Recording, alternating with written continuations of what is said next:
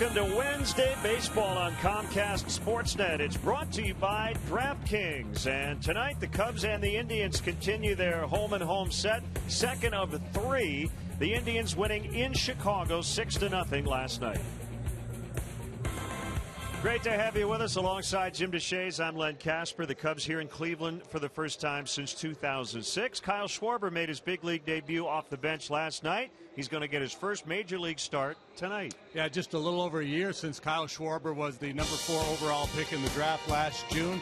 He tore it up at 3 levels last year, was tearing it up at AA Tennessee this year, hitting .320 with 13 home runs, 39 RBIs. He's going to get a good look here in that DH role over the next few days. Yep, 5 in a row at the American League Central. Will be in Minnesota this weekend. It'll be left-hander Tsuyoshi Wada on the mound tonight. Now, I'd have to say this is a big one for him.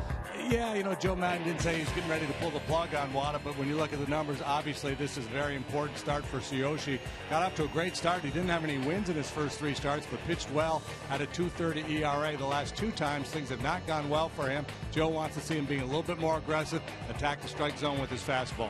Cubs need to be a lot better against Cleveland's pitching tonight. Trevor Bauer was terrific last night. Sean Markham, he's the crafty old right-hander. Yeah, a drastic change in styles. Last night they saw Bauer, who could rush it up there at 95 miles an hour. Markham, his fastball average is just around 85 miles an hour, but he's been effective, 3-1 with a 409 so far for Cleveland this year. Last night it was Carlos Santana and the Indians offense in a 6-0 Indians win. He knocked in 4 of their 6 runs. The Cubs will try to turn the tables tonight in Ohio. Next. Cubs baseball on Comcast Sportsnet is brought to you in part by your Chicago area and Northwest Indiana Lexus dealer, who invites you to test drive a Lexus today. Blue Cross and Blue Shield of Illinois. Through it all. AT&T Uverse. Find out what's possible with AT&T. Call 1-800-PIC-ATT. Mobilizing your world. Ford. Check out America's freshest lineup at your local Ford store or at localfordstores.com. And by Southwest Airlines. Book your low fare now at southwest.com.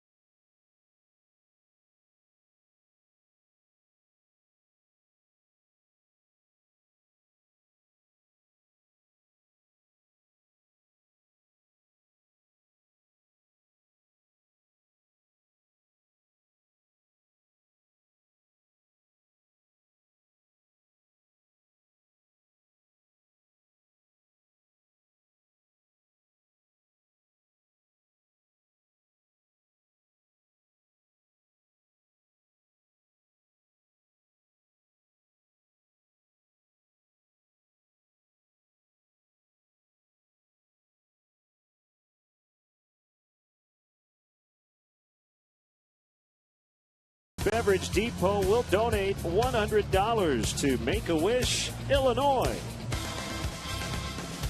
And we'd like to welcome all of our viewers watching on Frontier Communications tonight in Fort Wayne, Indiana.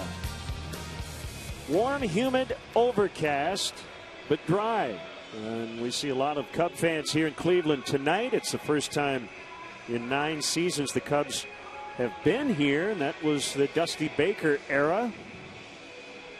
So here for a quick 2-game set, and then off to Minnesota for the weekend. And again, the DH will be in order for these next 5 games. Actually, Miguel Montero was in the original lineup catching tonight with Schwarber DHing and hitting 8th.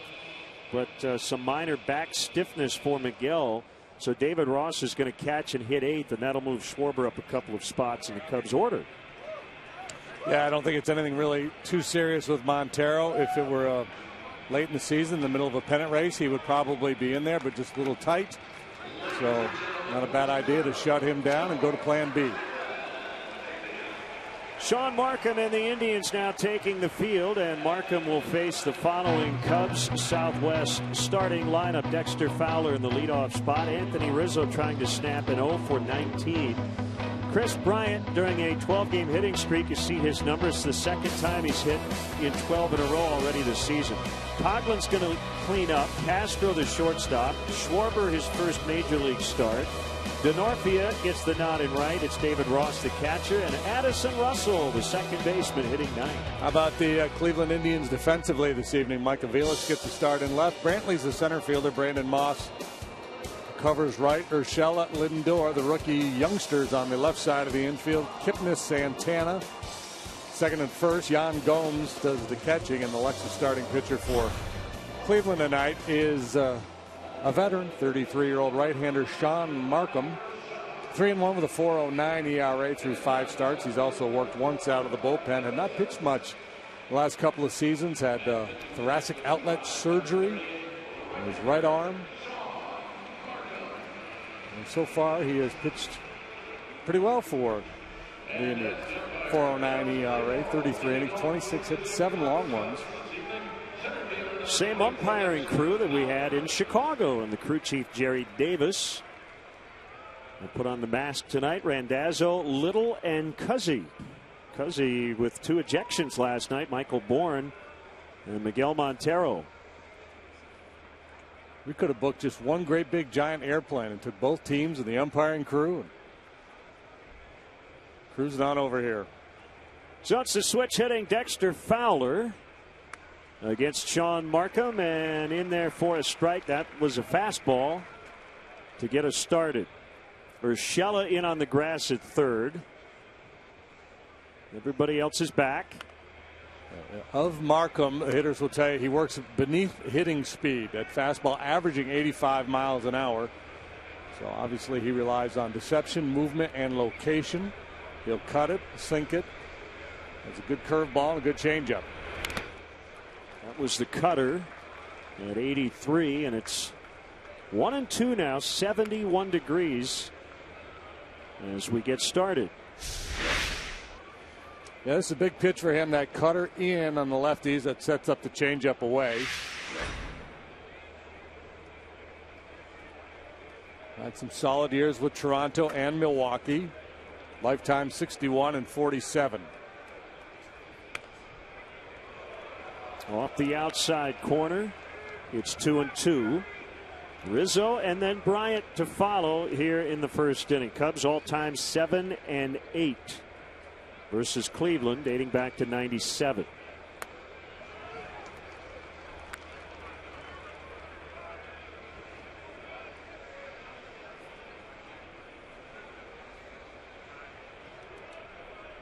Cubs shut out last night for the 5th time this year. Kansas City native on a 3-2, and it missed away. And a good start, a leadoff walk.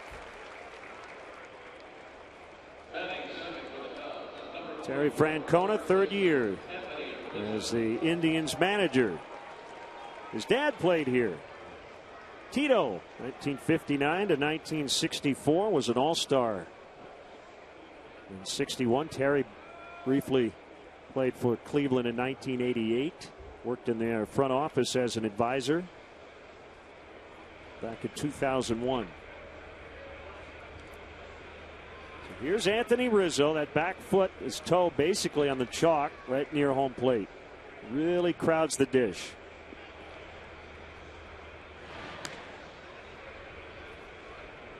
The number one thing for him right now, partner, is just to not get frustrated. He's hit some balls well during this 0 for 19. Yeah, and clearly he is starting to get a little frustrated. We saw him come to bat last night with no batting gloves, just trying to change his fortune a little bit. This does not appear to be a very good matchup for Markham. I think Rizzo's going to do some damage here tonight if Anthony's just patient. And I think, Fowler reaching in front of him puts a lot of pressure on Markham. So 1 of 5 with double digits in homers and stolen bases. And among that group, he's probably the only one double digits in homers, steals, and hit by pitches. Yeah, the rare triple double. Yeah, Markham's going to work out of the strike zone as much as possible against Rizzo. See if he's inclined to chase. For the most part, Anthony has not been. He's a very patient hitter. Walks as much as he strikes out. That's very rare for a slugger. Looks like Markham's dealing with something in his eye. And the pitch, low and inside on the cutter.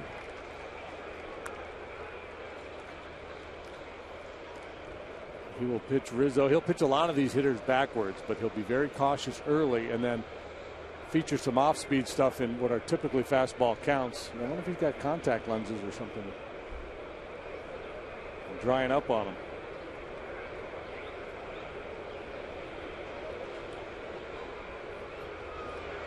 The pitch missed again.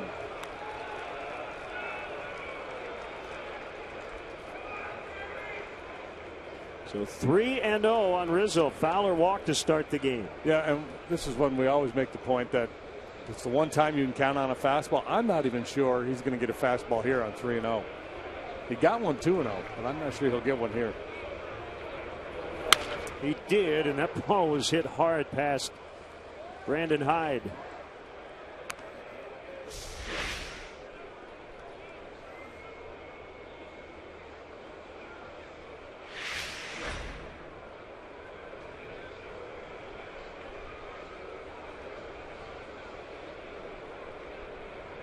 Whatever wind there is blowing in at the moment.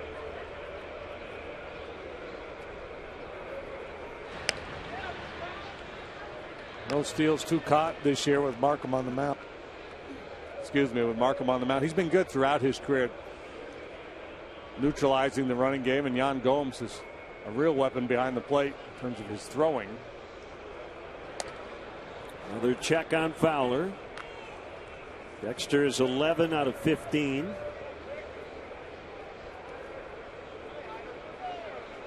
Cubs starting the night 34 up, 28 down.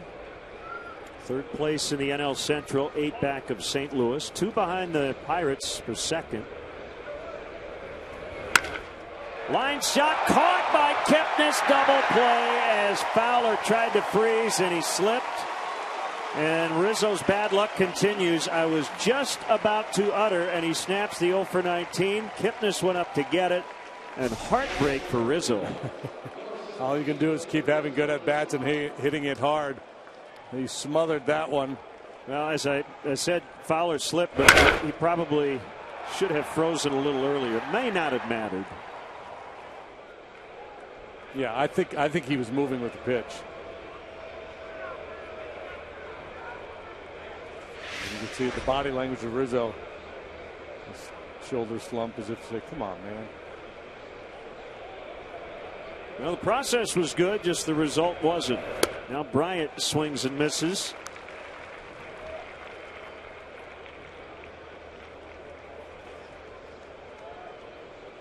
Longest active hitting streak in the majors at 12. The second time he's done that this season. The 0-1. Now 1-1. Right-handed batters hitting just 145 against Markham so far this year. Overall, the league hitting 218 against him.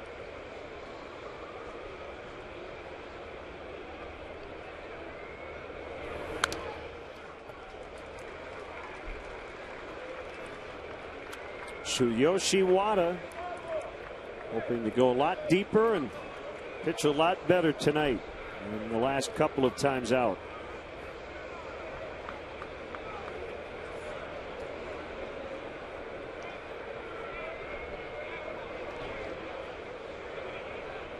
Markham 4-1 in his career against the Cubs. Markham shook, and ultimately decided he wanted to go fastball in. Gomes ultimately got there. Let's see if they can make the pitch. He did. Popped up. Gomes and Santana are over there near the Cubs dugout. It's the first baseman to haul it in. Promising start to the ball game, but Markham gets out of it.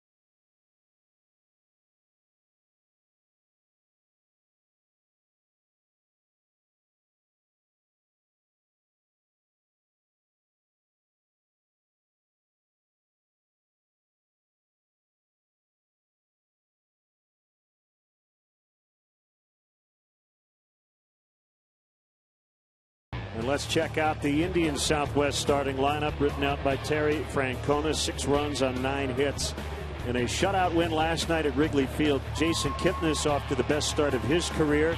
Francisco Lindor making his home debut tonight. Brantley, Santana, who knocked in 4 last night. Ryan Rayburn, the DH. Yan Gomes, the catcher. It's Brandon Moss in right. Urshela and Aviles. Mike Aviles playing left.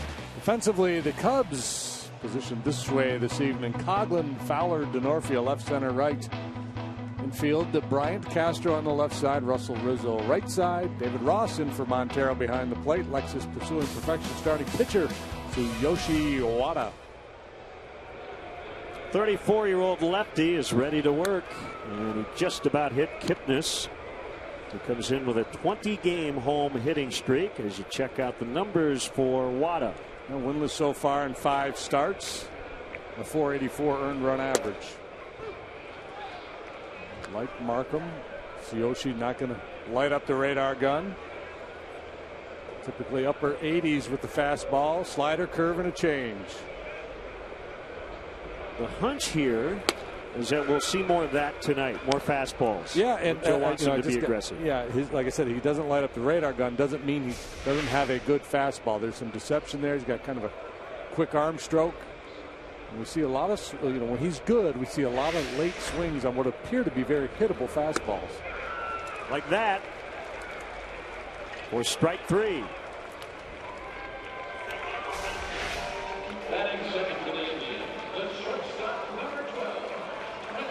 A piece of cheese right by Kipnis. He's batting .393 in his home ballpark, the highest home batting average of anybody in baseball.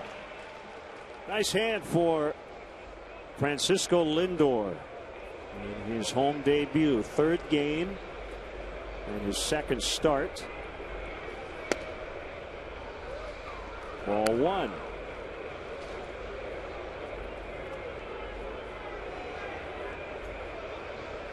Deep breath by Wada, working with David Ross, not Miguel Montero tonight. That's over, and it's 1-1. The back issue for Montero, we're told, is pretty minor. If this had been a late September game, he probably would have gone. No sense in pushing it. Swing and a miss on that heat.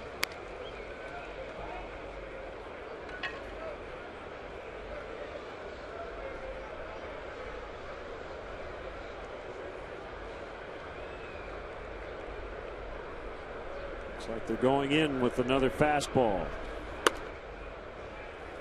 2-2. Trying to set a tone here early. Working aggressively, trying to pound the bottom of the strike zone with that fastball.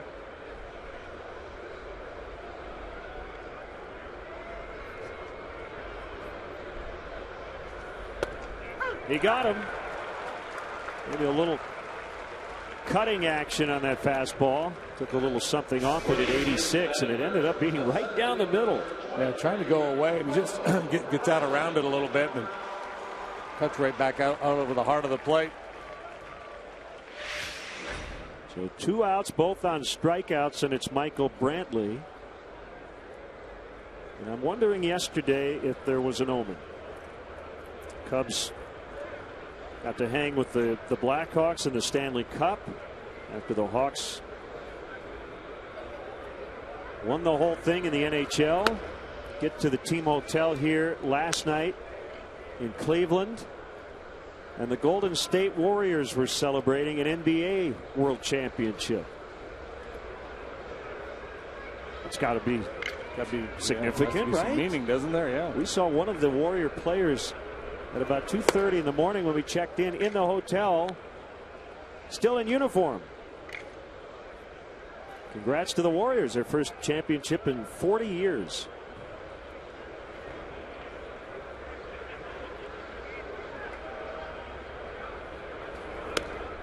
Unlike the Blackhawks, who are making a habit of it here lately. 3 out of 6.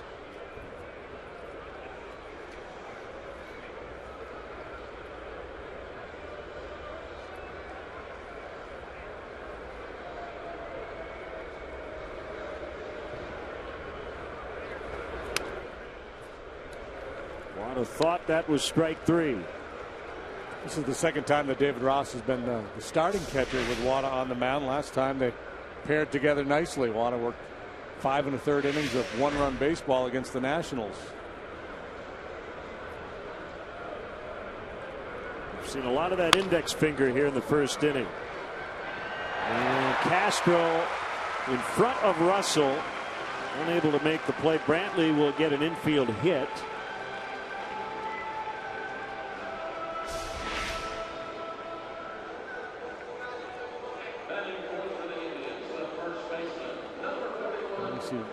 Just start to peak a little bit as he reached for the ball. Been a difficult play with Brantley going down the line, so he gets a knock. Now Santana, the first baseman, game-winning 3-run homer last night. He walked twice, he doubled, 4 RBIs total, and he hit in the cleanup spot last night for the first time since May 3rd. Began the year hitting 4th and moved up to the 2-hole in May. He says he prefers hitting cleanup.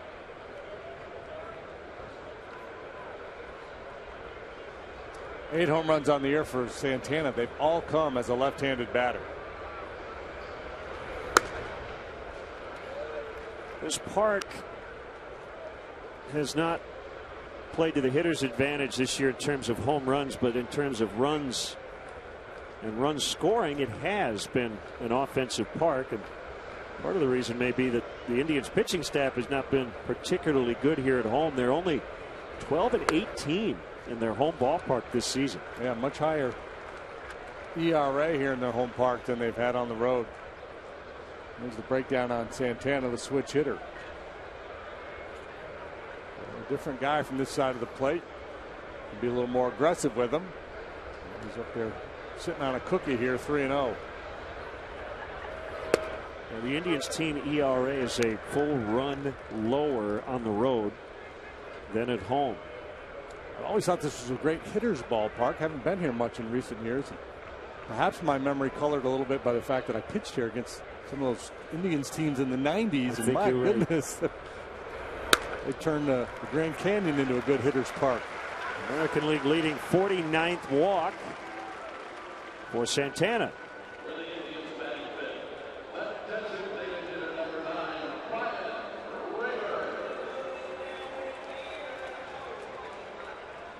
Here's Rayburn, the designated hitter.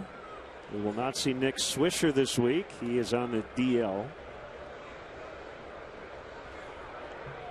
Left knee inflammation for Swisher. Sounds like John Adams is in the ballpark, banging on the drum. Ooh, where's that one, Jerry Davis? John Adams has been doing that since the 70s at Old Municipal Stadium. He's got that plaque right behind his head there, #1 Tribe fan. We believe he still buys his own ticket to the ball game. And there's a base hit to left. Brantley coming around third. Might be a play at the plate. He's going to be out. Chris Coghlan nailed him to end the inning. A one-hop strike to David Ross. Well, Coghlan made a beautiful diving catch in the ball game last night. Tonight it's the arm he shows off. Gotcha. Ooh, did he?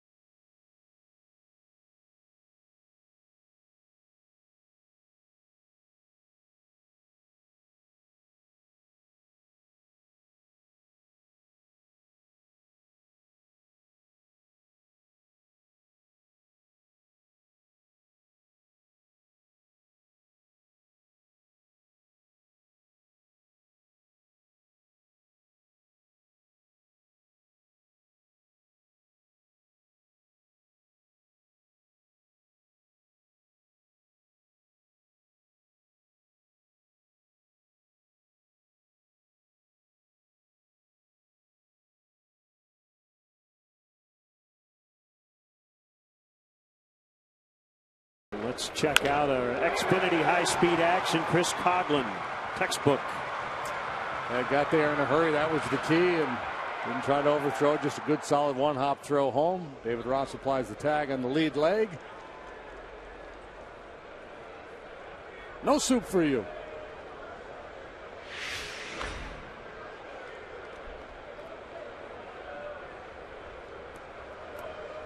Coghlan and Ross teaming up, and here is Coghlan. Cleanup spot tonight, but playing leadoff man here in the second. You had soup tonight, by the way. That matters. Here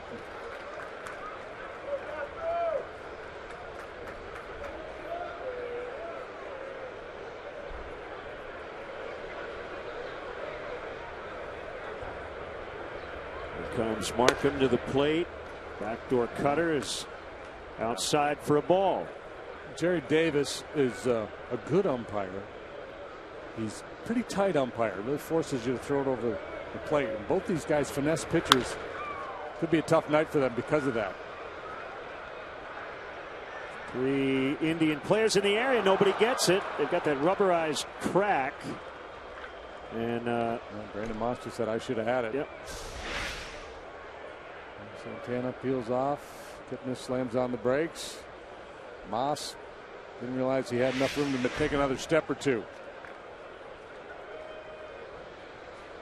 Yeah, we haven't been here in a while. Just looking around the ballpark, they've made some renovations out in right field.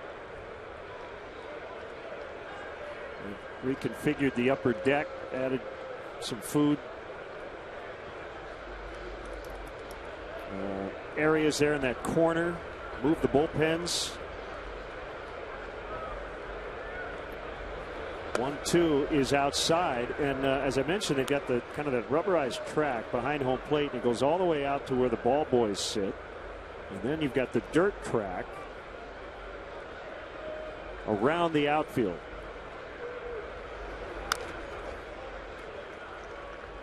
Yeah, and not a lot of foul territory here, so that aids the hitters as well. Well, they did a nice job with this ballpark. Used to be called Jacobs Field. Opened in 1994, and you'd have to say among ballpark upgrades in Major League history, this might have been #1 from Municipal Stadium to here. Yeah, that was a little ugly there, the old Municipal Stadium. It was big, but what, 75,000 people in there at least.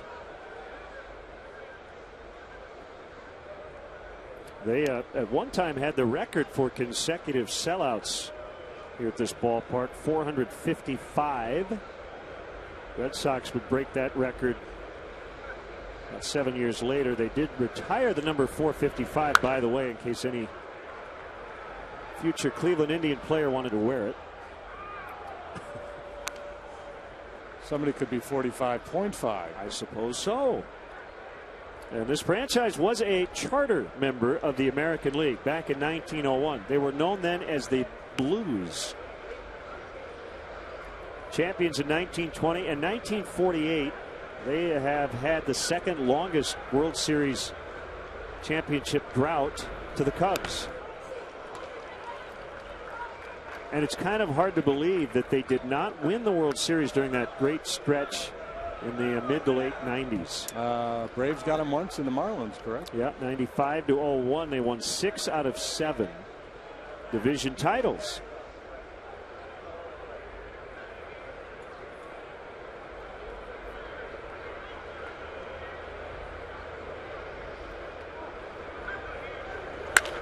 That ball smoked out into right for a base hit on a changeup that was up in the zone. So Chris Coghlan has had a nice start to this ball game, both ways. Yeah, well, he made the nice play in the field. He got second life here when Moss couldn't catch the foul fly ball, and he makes it pay off.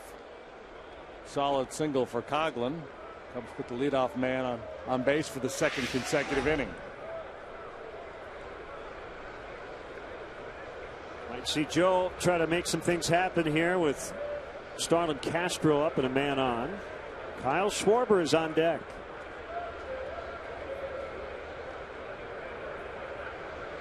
Joe will consult his outcomes matrix with this matchup of Castro and Markham.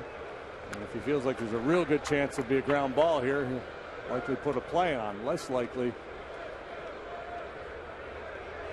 in a pitcher's count. Markham is not a ground ball pitcher.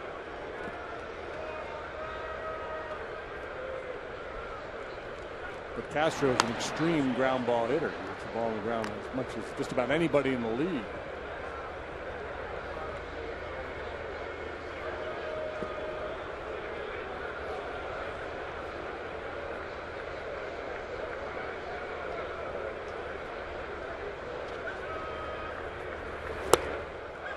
Swing and a miss. Starlin mentioned recently that he's gotten back to looking fastball first. He said he had been kind of keen on off-speed pitches and had been late on fastballs. He had a really good series against the Reds over the weekend, game-tying homer, and then back-to-back game-ending RBI hits on Saturday and Sunday.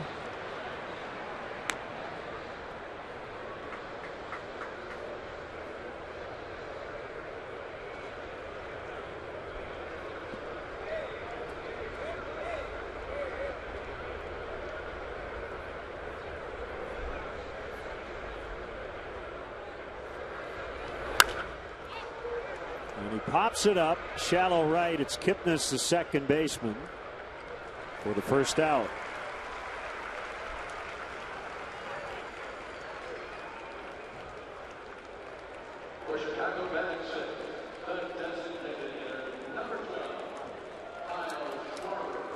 Kyle Schwarber in his home state of Ohio.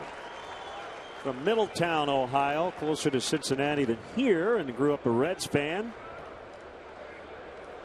Went to Indiana University, 4th overall pick in the first round of last year's draft. And he'll be here through Sunday. Struck out in his major league debut last night against a tough lefty, Mark Zepchinski. Ball 1. Yep. Family and friends gathered. The 4 brothers and sisters. It's funny, isn't it? These days we watch the big moments that we cherish through our phones.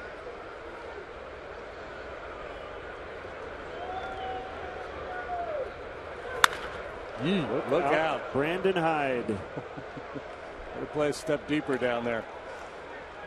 Yeah, and my advice to people would be, put the phone down, watch it happen, let somebody else record it for you. Well, you know what? We're recording it. Yeah. I get it. We got you covered. Yeah, I get it. It'll be all right. I'll be tweeting it and texting it to all the other family. Kyle's first big league knock. It was a double in the gap at Progressive Field. He drove in a run. That gets under the glove of Santana into the right field corner. Coghlan on his way to third. Schwarber to second. Gary Jones is going to send Coghlan. Schwarber all the way to third. And the Cubs are on the board.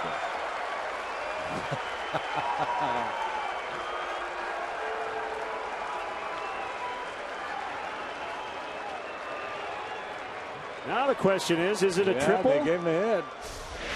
How about that? No double in the gap. He'll have to settle for a triple down the line.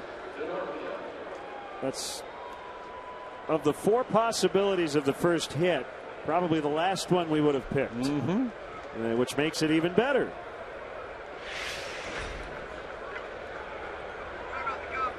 Yeah, and you would say that about any hitter. Probably the least likely outcome would be a triple. Except for Byron Buxton, whose first hit was a triple, and that's because he had 12 in the minor leagues. So that'd probably be the only guy you would say. The other kid we saw recently, the Royals outfielder from Brazil.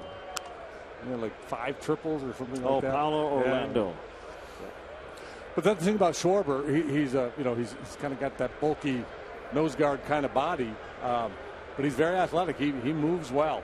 That's why there's been a lot of talk about him playing the outfield. The Cubs are committed, and he is committed to making this catcher thing work out. That's a strike, infield in against Denorfia. 1-1 the count.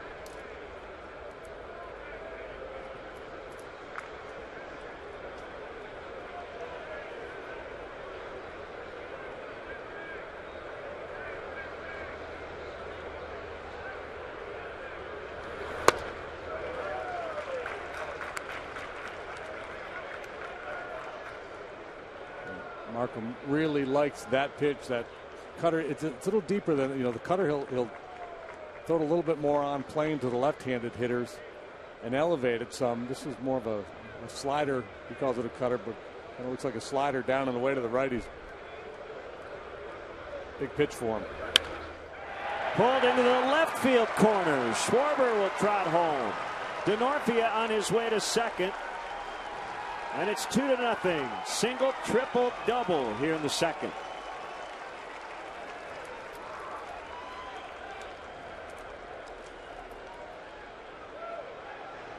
High fives all the way around for the rookie. A hanging curveball for the veteran. And Denorfia delivers.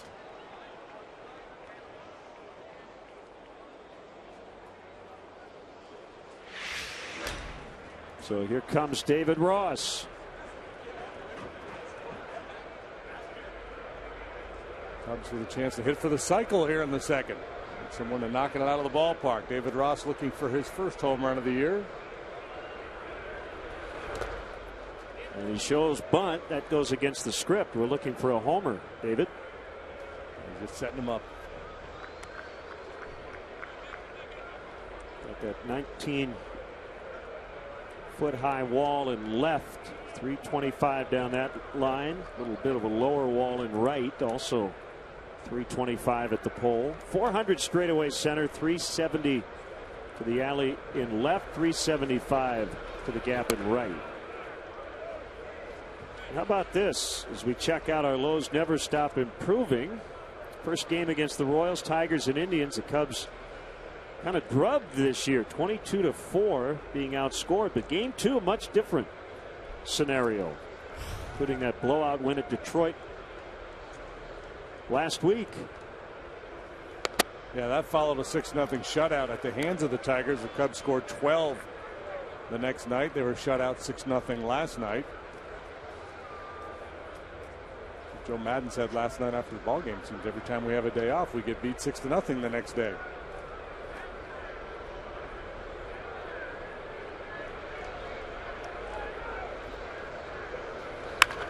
Hard hit ground ball to third. Urshela with a nice backhanded play. Denorfia's got to hold at second. 2 outs. A lot of hard contact against Markham here in this inning. As I mentioned earlier, the league is hitting just .218 against Sean Markham. The batting average on balls in play is really low, well below league average. So he figured he's probably had some good fortune. Either that or he's induced a lot of soft contact. But you could anticipate or expect a little regression to the mean here for Markham. I think we're seeing it here tonight.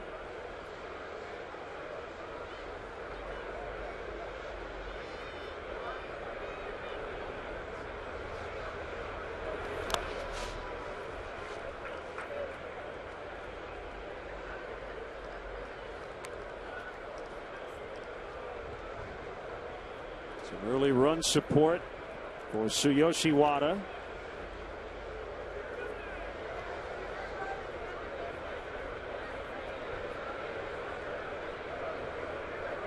Also continuing to bat ninth, but at least for the rest of the week he will not be behind the pitcher.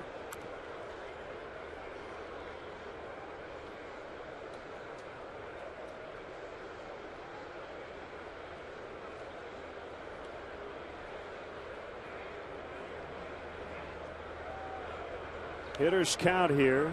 2 balls, no strikes.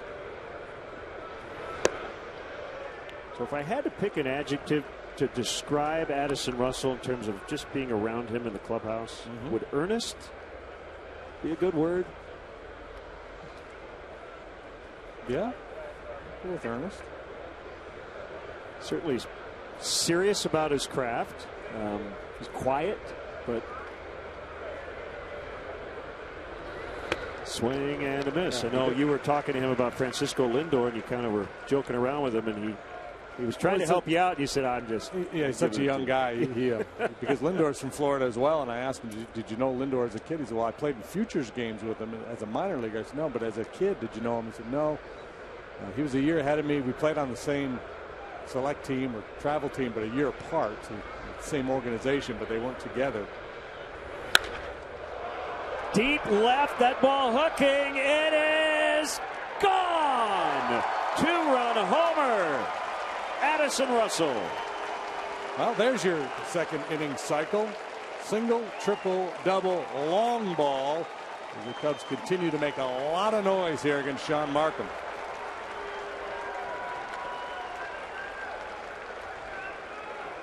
And a whole lot of doubt once it left the bat, just whether it would stay fair or not. Here's your Ford home run replay. It's number 5 for Addison Russell.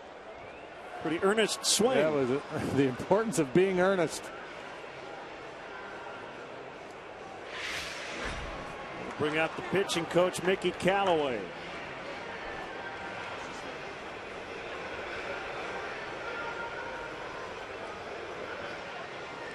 The Budweiser bleachers have made their debut. The enhanced bleachers have a new look and a feel, with additional amenities, more group spaces. Tickets are on sale now. Visit Cubs.com/bleachers to buy tickets and learn more about the new available spaces and concessions. Homestand, right field open up. Folks are having a lot of fun out there. What other predictions you have up your sleeve? Not much. But Yeah, boy, double for Schwarber. We'll give you that because it ended up being a triple. Yeah, double or better. I mentioned the cycle. I mean, just think about, go back to last inning the way Rizzo hit his ball. I mean, he is not fooling many here this evening. Nick Hagedorn up in the bullpen, turned and dropped down by Fowler. So he pulls his single to right. And here is Rizzo.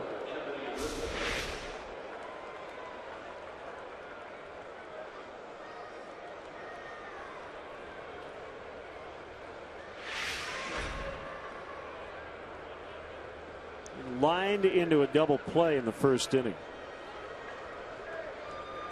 But the good news is he will not hit into a double play this time.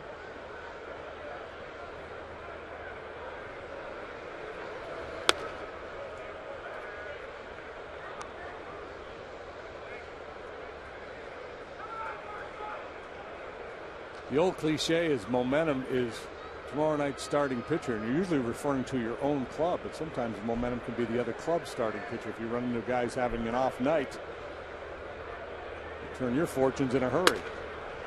Shutout last night. Cubs wearing out Markham here in the early going.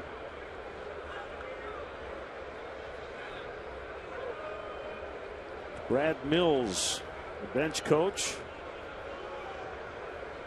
next to Terry Francona.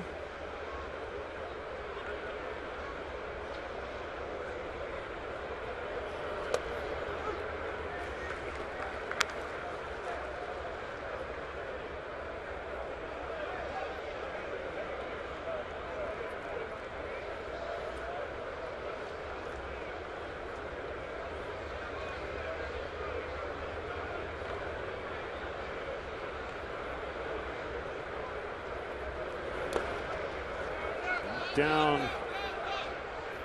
Gomes, but Fowler didn't have a good read on it. 3-1.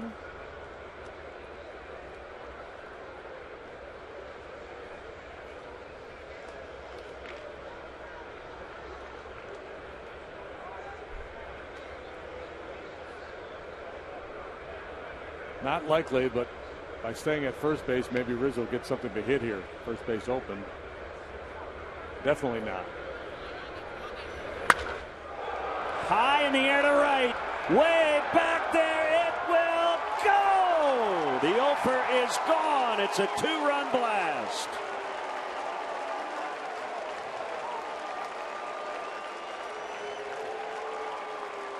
A 6-run second. Yeah, well, you just had a feeling that Rizzo was going to do some damage against Markham here tonight. He hit a bullet first time up. Back knees him this time. Check out that swing. High, towering drive, Ford home run replay. Number 12 for the big fella. Depending on your vantage point on the topic, the Cubs might be batting around as Chris Bryant will get an opportunity. It's right about now. There's a little voice inside of Markham's head going, I can't believe I'm still out here. He's had plenty of time to get loose out there in the pen. Are these guys watching the same thing I'm watching? Well, this will be his last batter. If he doesn't get Bryant, I cannot imagine he would face a 10th batter this inning. Change up.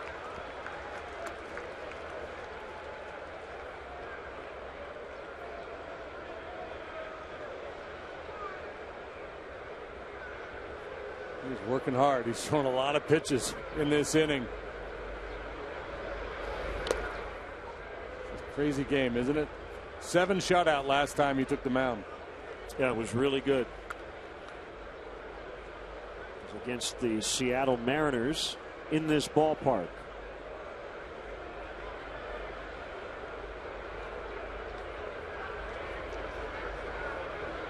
Two change. That was a hanger. Into the left field corner. On the run. It's caught by Aviles. 39 pitches in the inning. 9 batters came to the plate. Kyle Schwarber, first major league hit, a triple. His family and friends loved it.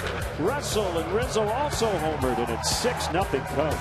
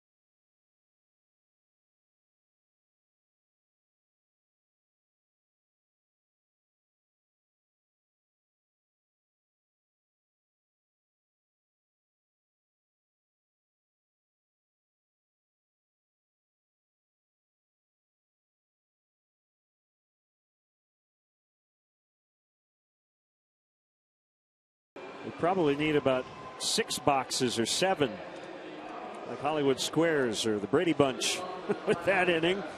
We're focusing on Schwarber, who tripled. First big league hit. Russell and Rizzo both hit home runs. And here's the man who benefits from all that offense. Takes the mound in the bottom of the second with a 6-run cushion.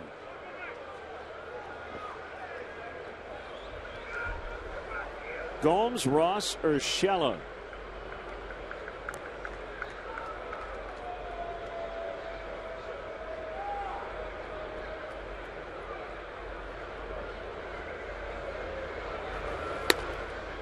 So Yan Gomes and Mike Aviles were acquired by the Indians back in November of 2012 for pitcher Esmil Rogers.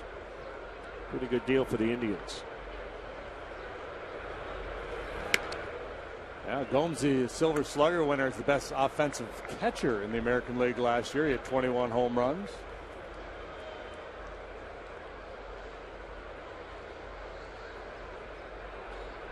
Off to a slow start this year, but better of late. That's a strike.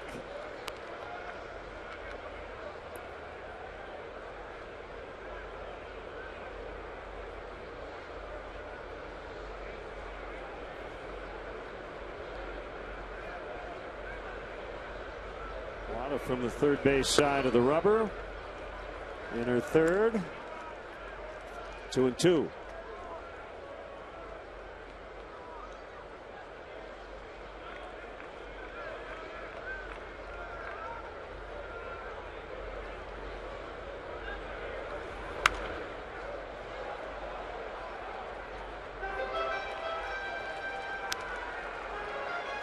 How do you get to Wrigley Field? The Cubs suggest the use of public transportation. If you ride your bike, the Cubs offer a courtesy bike check.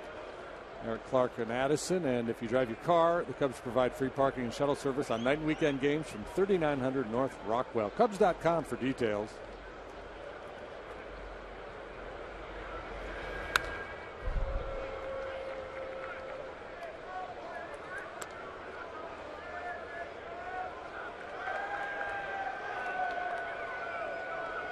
Indians are a patient bunch. They work a lot of walks. Gomes doesn't. He's more of a free swinger. See if they're able to maintain that patient approach down 6.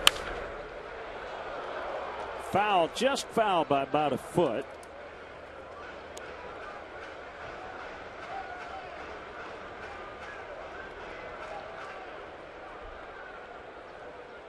We're going to send out get well wishes to Mr. Baseball, Bob Uecker. He got hit by a ball during BP Monday night and has suffered a mild concussion. So he sat out the game last night. Uecker, we hope you're doing better. Can't play the Indians without thinking of Harry Doyle. Right. Roger Dorn, Ricky Vaughn. Is it Clu Hayward? Pete Vukovich played the Yankees slugger. Big slugger. Pedro Serrano. Foul tip, strike 3.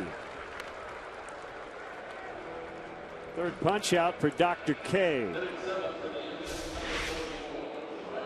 Change up. Not where he wanted it. We saw him rehearsing his delivery there after the fact. Got to get through it. Got to finish the pitch. Got away with it.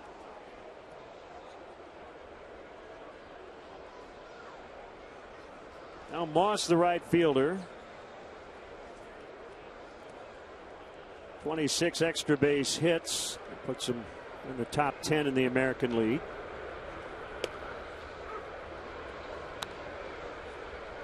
Hit for a high average against left-handed pitching. The power has been neutralized. That's fairly common.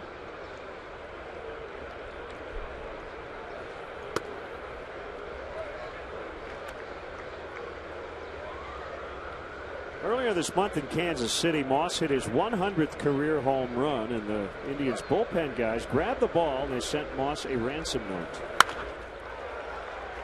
On a hop, it's Bryant in the shift, so that'll go 5-3 to get Moss. Yeah, we had a 5-1 put out in the ball game last night. Anthony dove for a ball, couldn't get it. Bryant was out there to make the play and threw to James Russell covering for the rare 5-1. This time Rizzo stays home. Bryant makes the play. 2 quick outs for Wada. So what did they ask in the So they asked for all Apple products. Each guy in the bullpen said, I want an iPad, I want an iWatch, an iPhone, whatever, in exchange for the 100th home run ball. Urshela takes a strike. Apple CEO Tim Cook heard about it, took care of the ransom. He sent all the bullpen guys Apple products, and the update on that today is that the Indians relievers bought and donated 12 iPads to the Boys and Girls Club here in Cleveland, so they're paying it forward. Good work, boys. As the story goes. Yep. That's about the last a major league player needs is free electronics. Right. Well done. Old foul to left. Urshela playing in just his 8th major league contest.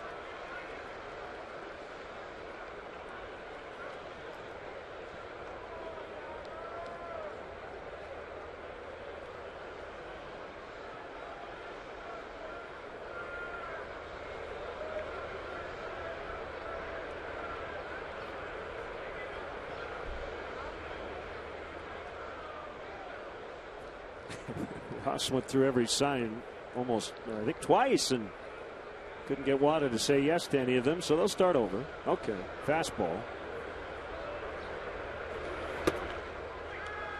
1-2. It used to be pitchers back in the day used to add subtract to get to the sign of the pitch they wanted to throw, so you wouldn't have to go through that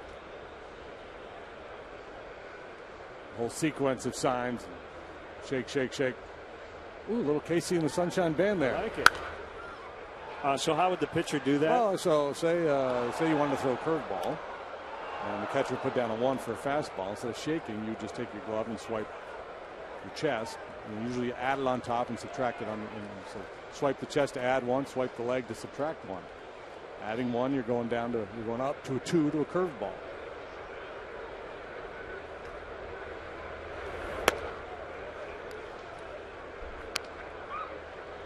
You don't see pitchers do that anymore. No. And a lot of times then the catcher would follow up by flashing the sign just to confirm it, and then that would let the infielders know too what the pitch was. On the ground, Bryant's going to try to barehand it. He does. Good stretch by Rizzo, and the inning is over. Chris Bryant playing literally all over the diamond in that inning.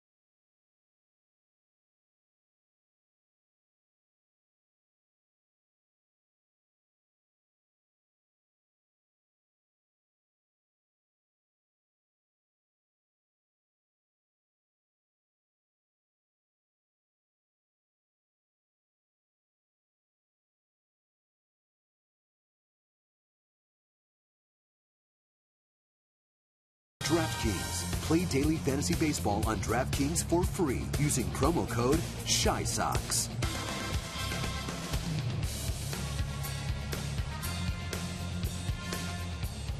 Nick Hagedorn, a left-hander, is on after a rough second for Sean Markham. Early trip to the showers for Markham. Now Hagedorn on for the 32nd time.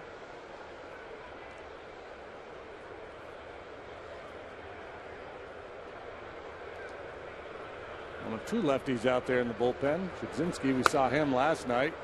Right over the top with 94. It's not comfortable for a left-handed hitter.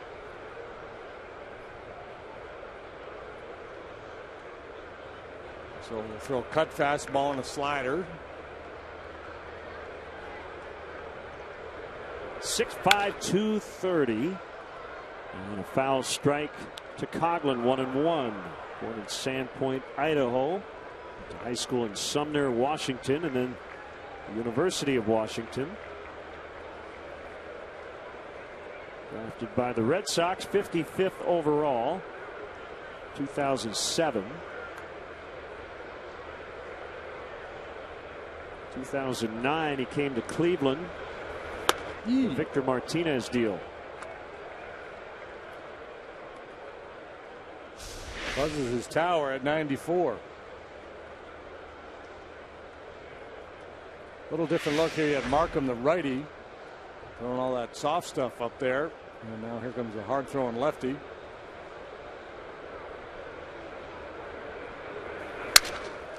Broken bat roller that'll get past a diving Santana into right. And Coghlan, who was the spark plug in the second, with a leadoff single here in the third. Good start for Coghlan. 2 out of 2 plus a man thrown out at home plate. If you recall his last at bat, he had a foul ball down the right field line that probably should have been caught. And Brandon Moss was not able to get there. He stayed alive, delivered a single. This time cracks a bat. He gets a base hit this time as well.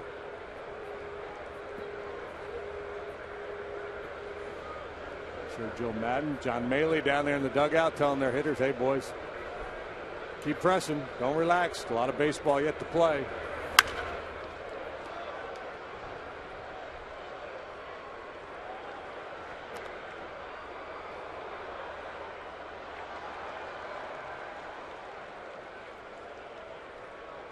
One of the hallmarks of this Indians club. You think back to that group with Serrano and Hayes, that group never really out of it. A lot of comebacks. No, they weren't. You're right.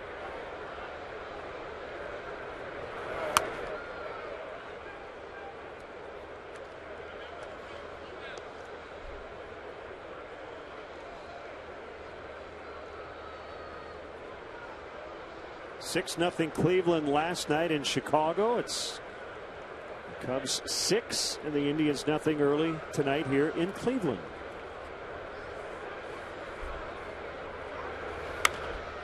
Checked his swing and fouled it over the Cubs dugout.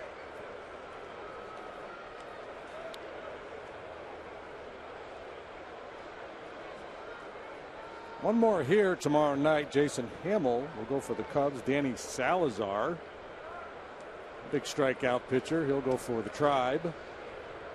And then on to Minnesota for the weekend. Minnesota.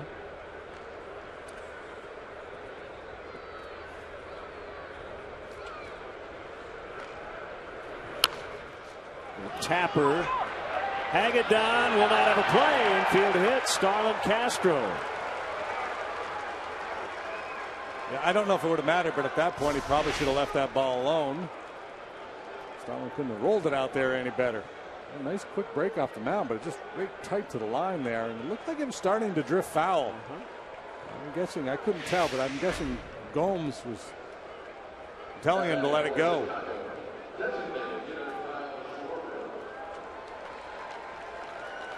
So 2 men on and nobody out for Schwarber.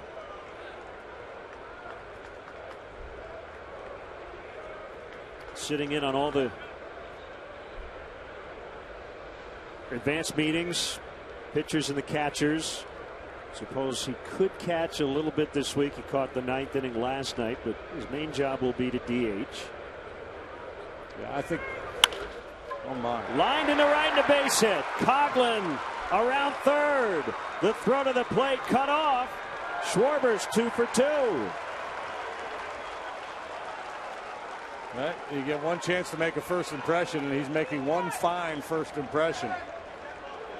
Sharply hit, triple down the first baseline this time. Last time, clean single off a left-hander. This time, turns on that inside cheddar. Just drops the head on 94. Well, that is a pretty swing. Yeah, man's got some skills.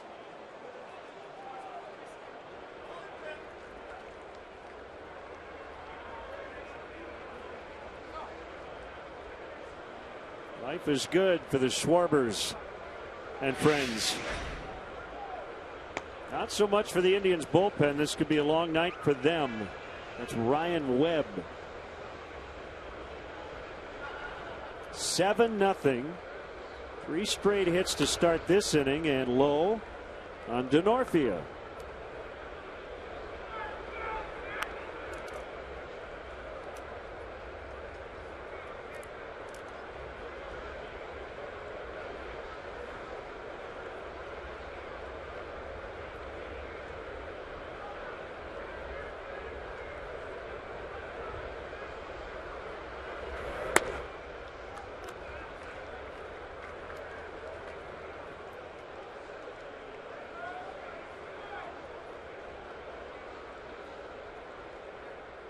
Hagedorn now behind Denorfia 2-0.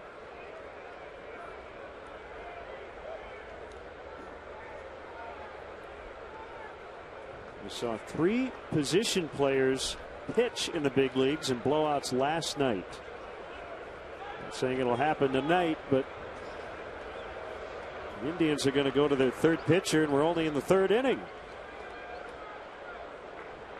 So it'll be a Weber's sauces and seasonings call to the pen. Why grill with anything else?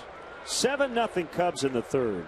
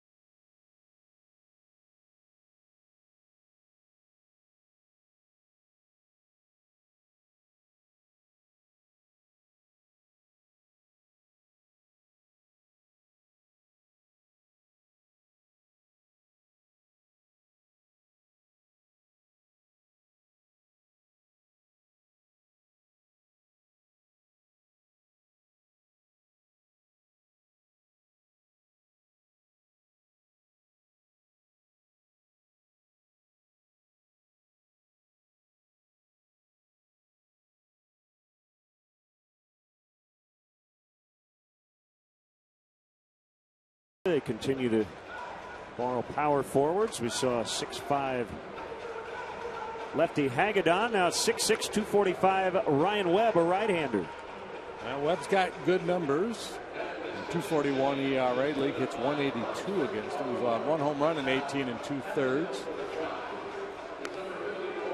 Desperate times call for desperate measures. Terry Francona trying to do anything he can here to slow the Cubs down. Webb's a ground ball guy, and that's exactly why he's in this ball game, trying to get a double play and clean this mess up.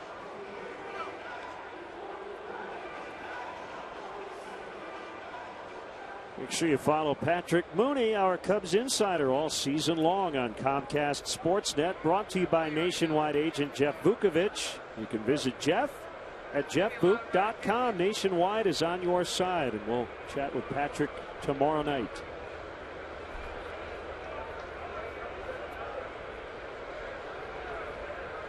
See the mid-count pitching change very often. That's a strike. It's 2-1 on Denorfia. Castro, the runner, at second. Schwarber is at first.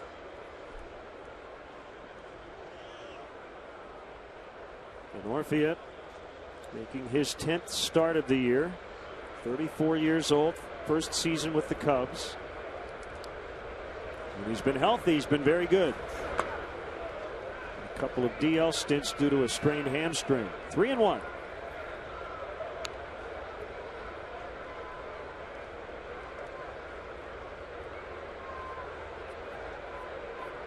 Well, right now the Cubs are setting the pace around Major League Baseball. In the early games, nobody has scored more than their 7. Baltimore does lead at Philadelphia 5-1 in the 4th. Drilled out toward left center and very deep and gone. He just got it over the high wall. That is a 3-run shot, and it's 10-0. Wow.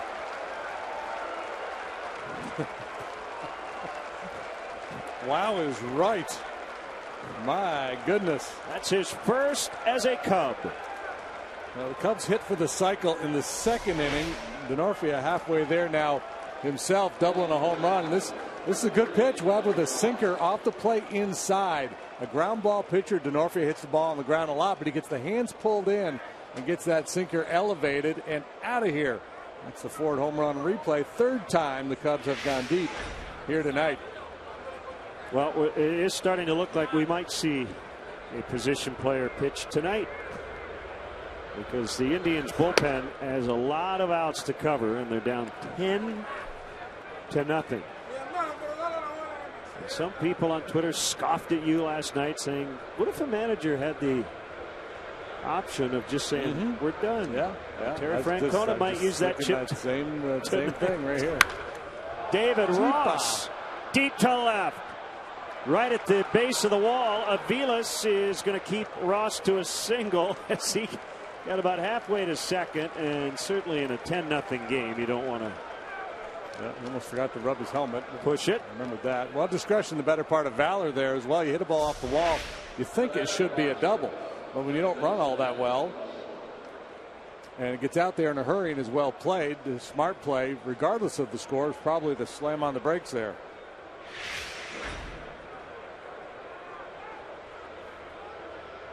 Russell homered his first time up.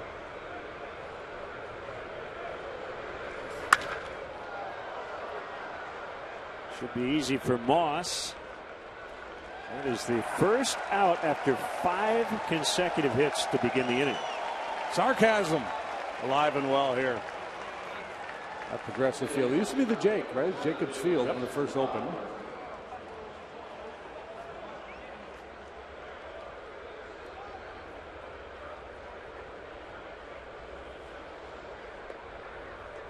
I wonder if Flo ever comes to the games. I gotta believe she will at some point. She's famous. There you go.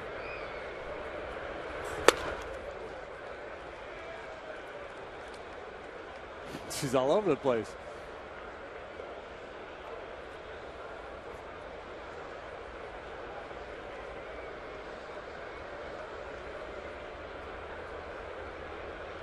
Fowler has walked, singled, and scored.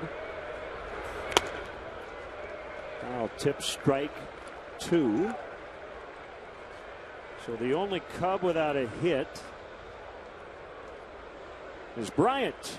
But remember, he lined to the warning track and left to end the 2nd.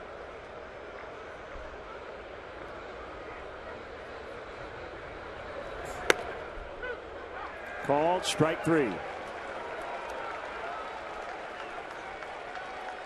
Wouldn't be surprised. I wouldn't blame him if Jerry Davis really opened up that strike zone now that it's 10-0. The Indians will overshift against Rizzo. Didn't matter what they did the last time he came up. He hit a booming 2-run homer to snap an 0 for 20.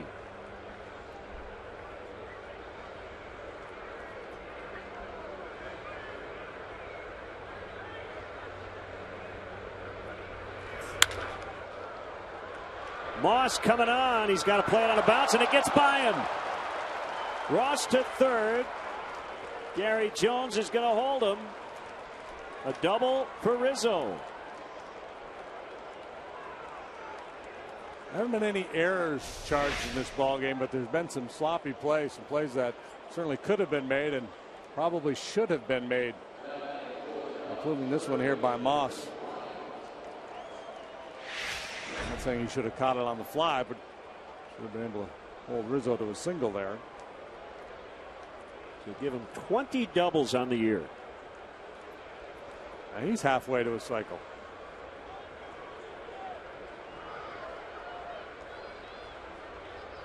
Bryant trying to get on the board and extend his hit streak. He wants to join the party.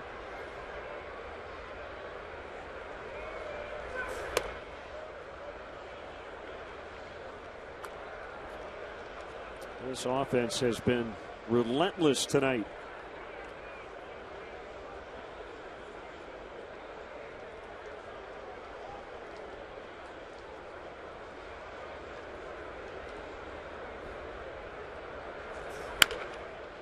Had a pitch. Well, fans, remembering that you made a prediction earlier that this offense would put up 20 at one point, and this might be the night. I was envisioning a warm summer afternoon at Wrigley, but this could be the night.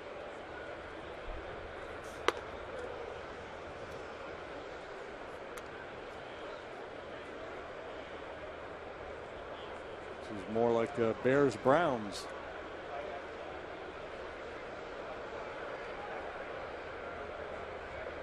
Schwarber's like, all right, get me to the next level. I got this one figured out. Moss, a little bit of a late break, but he's going to get there to end the inning. 6 in the second, 4 more in the third, 3 courtesy Chris DeNorfie, a 3-run line shot homer.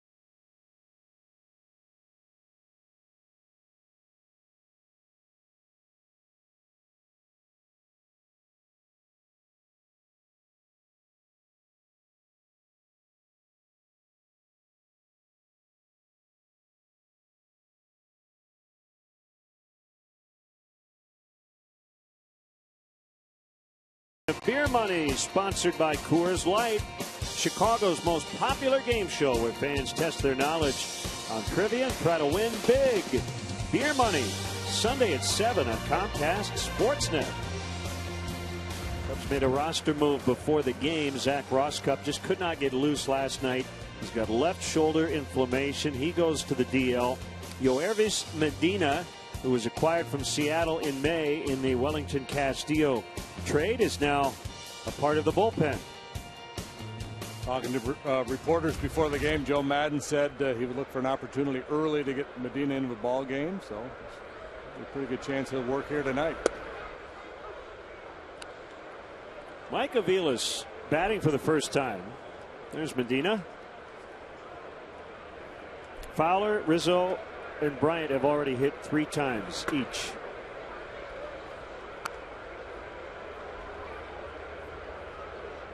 Aviles in his 8th big league season, all in the American League. Kansas City, Boston, and the Indians. He's got that majestic bat waggle as he gets ready to hit. His teammates and entire Indians organization supporting him and his family. His 4-year-old daughter, Adriana, battling leukemia. She is actually a twin.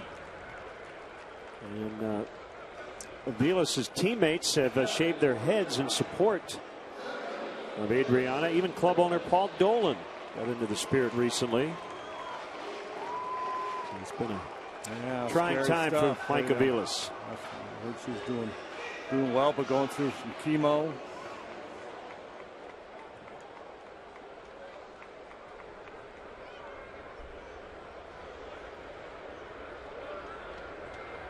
Kipnis struck out in the first. And late, on a fastball at 88. Yeah, swung through a couple fastballs in his first at bat against Wada. It's a tough game for the Indian position players to maintain their edge.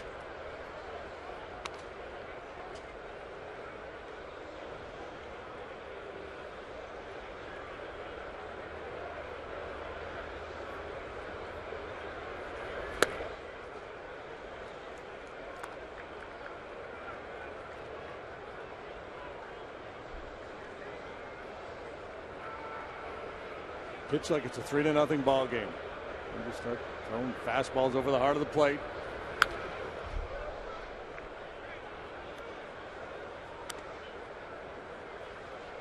Kipnis was pleasantly thrilled about the rainout Monday as he was able to watch the Blackhawks Stanley Cup clincher at a nearby sports bar with his family and friends. Remember, he's from Northbrook, Illinois.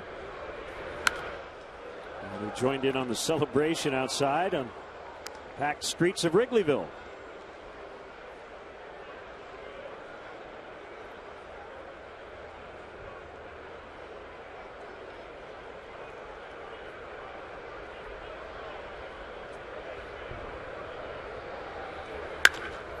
Line shot right to Fowler. Hey, Cub fans, let's go. The Cubs are heating up, and so is the weather. So make plans to enjoy a game at beautiful Wrigley Field. The Cubs are back home on Monday. It's a 4-game series with the Dodgers in town. Tickets are still available, so visit Cubs.com. Do it now. If you're wondering, Cleveland at one time did have a National Hockey League team, the Barons. 1976 to 78. California Golden Seals relocated here to Cleveland. Eventually they merged with the Minnesota North Stars. Yeah, that's when you know it's your night. Club scores you 10 and all the line drives are right at somebody. They go down 1-2-3. Here comes Coughlin again.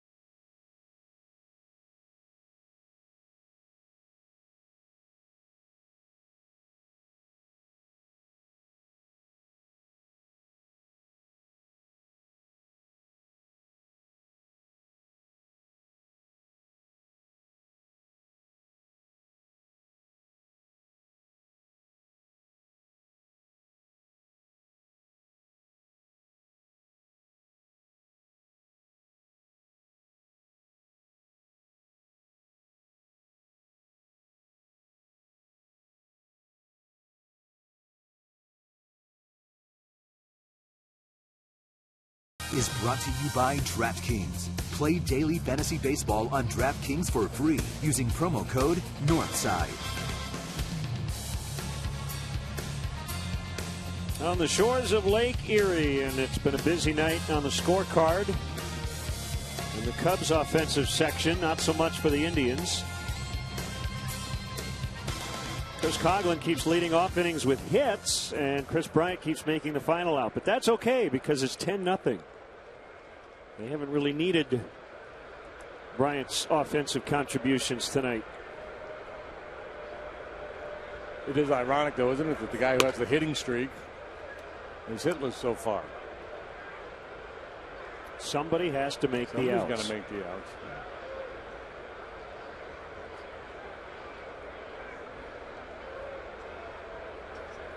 Ryan Webb, the pitcher, swing and a miss.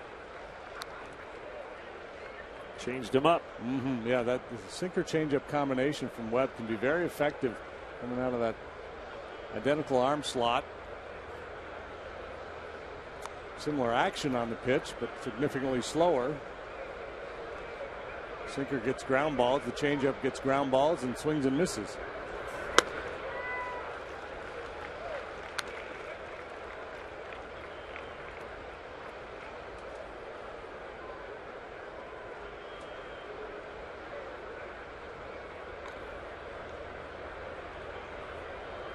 By the way, did you know the Cleveland Barons, the last major pro sports franchise to just cease to exist? I did not know that. No, because you think about the major sports, when a team struggles, they move. Yeah.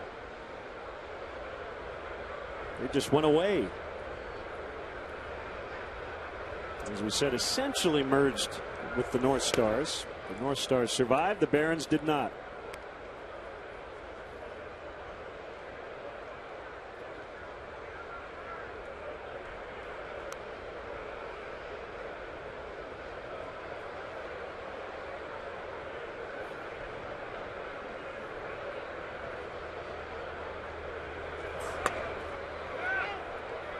Coughlin held.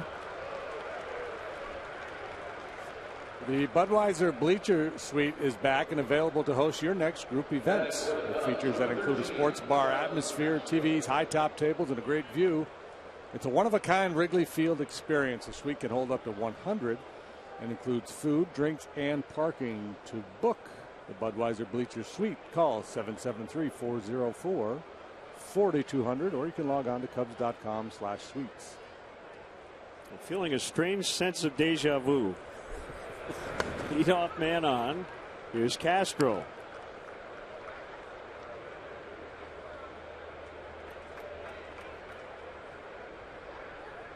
Yeah, this attack has been relentless here tonight.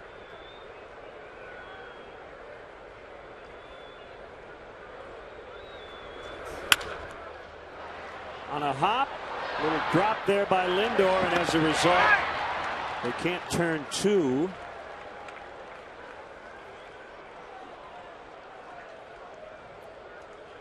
So last time Castro was a little roller down the third baseline, went for a base hit. This time he hits a rocket. And it's a fielder's choice for him. Good swing of the bat. A mishandle cost them two.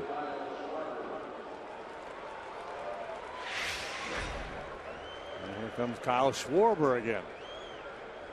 What's he going to do this time?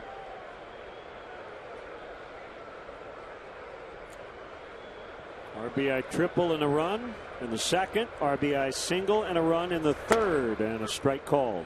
Assistant General Manager Randy Bush is on the trip. I asked Randy on the way over here this afternoon, tell me about Kyle Schwarber. He said, you know what makes him so good is he covers everything. Uses the whole field. Really good to the middle of the diamond. Great power the other way. That will be two. It'll go 5-6-3 with the shift. The Cubs do not score but lead 10-0.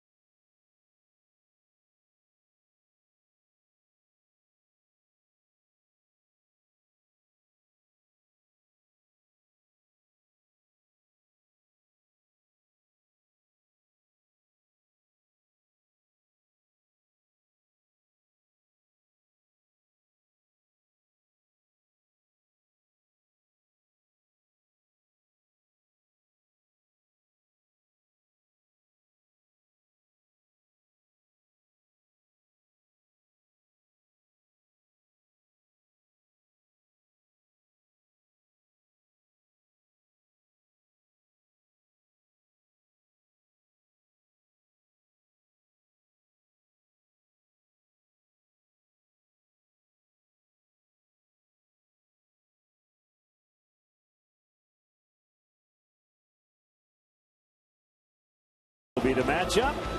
It'll be the series finale. And it all starts at 6 o'clock Central Time right here on Comcast Sportsnet. And a big happy birthday to Lester Strode. Lester is kicking back. Cubs leading 10-0. Cubs fine bullpen coach. Relaxing night in the bullpen tonight. Brantley, Santana, and Rayburn against Tsuyoshi Wada.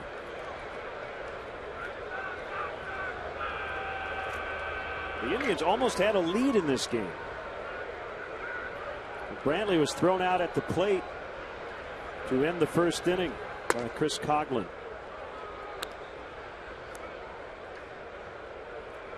Well, seems rather insignificant now, but at the time was a huge play. Brantley came over in the CC Sabathia deal, but he was a player to be named later. 2008. He was acquired in October. That was after the Brewers had made the playoffs. And he ended up being the best of the bunch they got in return for Sabathia. Yeah, available apparently because the Brewers made the postseason. A couple of different lists. Yeah. If you make the postseason, you can pull from this list with these guys, and if you don't, then you have to take from these guys over here.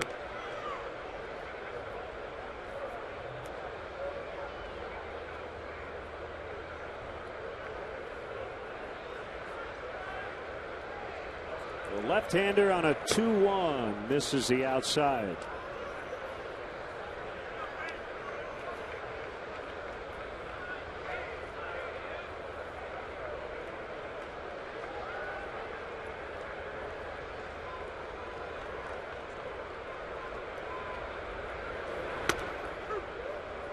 That is a strike. Interleague play continuing tonight, just swapping venues. The Yankees leading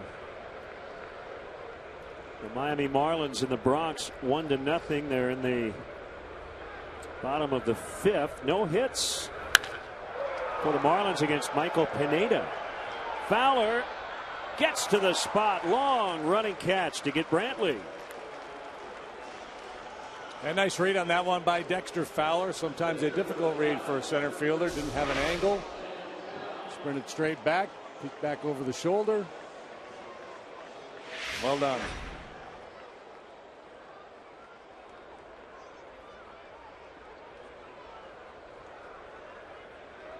There's Santana. He walked in the first. So we'll keep an eye on that game in New York. Michael Pineda no hitting the Marlins through 5.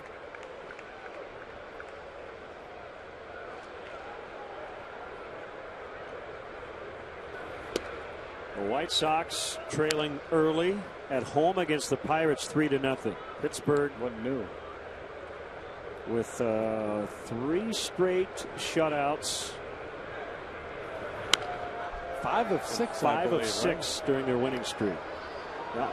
Tonight it's Jeff Locke pitching for the Pirates. Scott Atchison.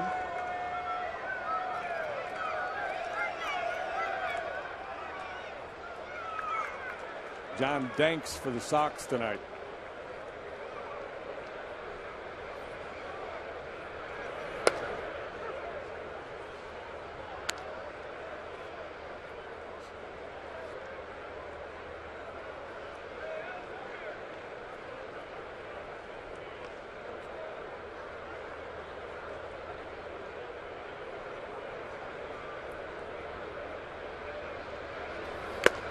Foul tip for strike 3.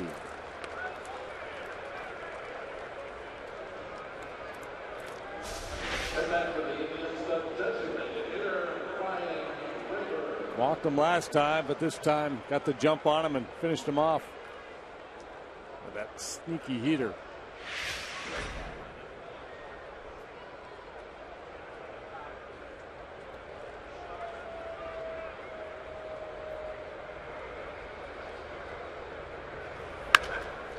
Hit grounder right to the shortstop Castro. He'll get Rayburn. 11 pitches in the inning for Wada, leading 10-0.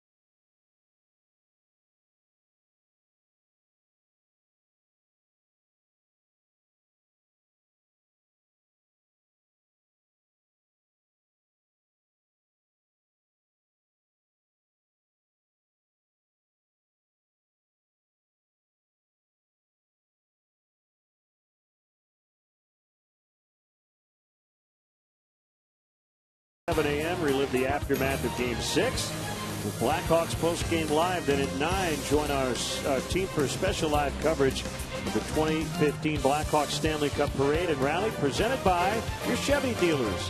Plus, you can stream the parade and rally online. Then stick around for an encore presentation of Monday night's historic Game 6 championship clincher. It all starts tomorrow morning at 7 a.m. right here on Comcast Sportsnet. Scott Atchison, veteran right-hander, out for the 21st time, looking to be the first Indian pitcher here tonight to pitch scoreless baseball. 1-1 with a 7.31 ERA so far. It's around 19 hits, 5 home runs, and 16 innings of work. This is his second year with Cleveland. And underway, a strike on DeNorfia. Cranked a 3-run homer his last time up. He doubled his first time, so that's 2 for 2, double homer, 2 runs, 4 RBIs. 0-2. So the Phillies lost 19-3 in Baltimore last night. They have been just dreadful on the road. They went 0-8 on that trip, their first winless trip of at least 8 games since 1883, which happened to be first season of the franchise's history. Not hit hard or shallow. Oh, what a play on the bare hand. That is a very tough play when you get a hop like that. And he made it flawlessly. And you'll get a good look at it here. You see he gets a nice break on it. Charges aggressively.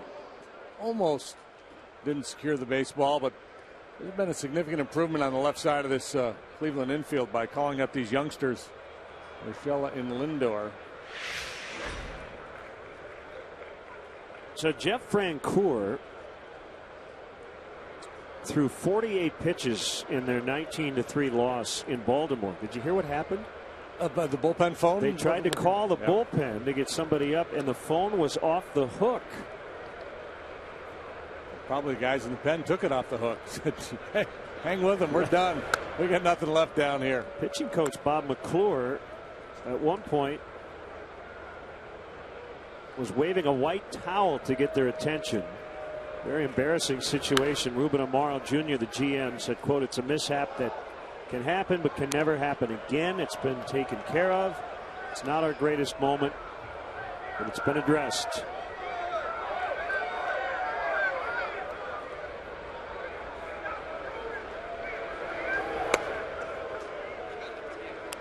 Phillies are 22-44, worst record in baseball.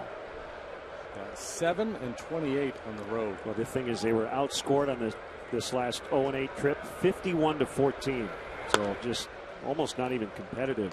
14 runs in 8 games. Boy, for so long, they were so good. But you can see this has been coming now the last couple of years. Trending downward. Atchison strikes out Ross.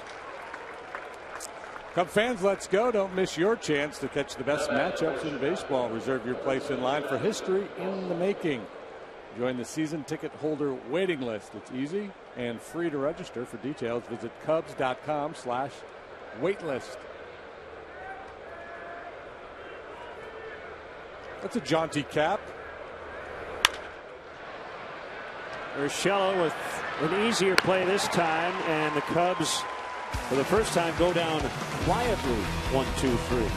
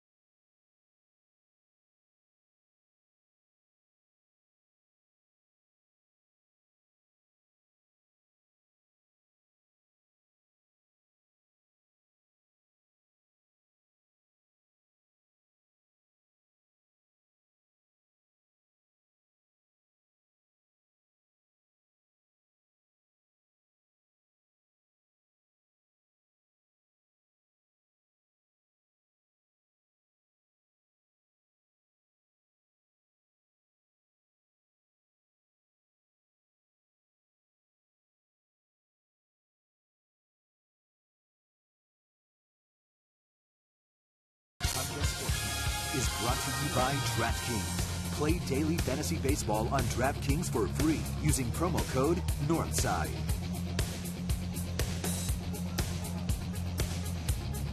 All Cubs this evening. Bottom of the fifth, a 10-0 lead for the visitors, and Tsuyoshi Wada has been good tonight. He's given up 2 hits, no runs through the first 4, and a strike called on Yan Gomes.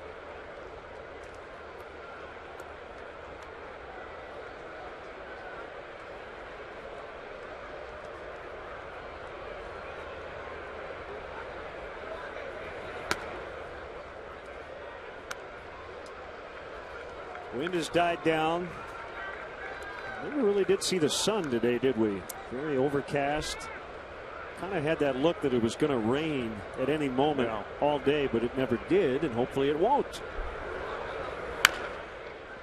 Well, I didn't get out much at all today anyway, with the late arrival last night.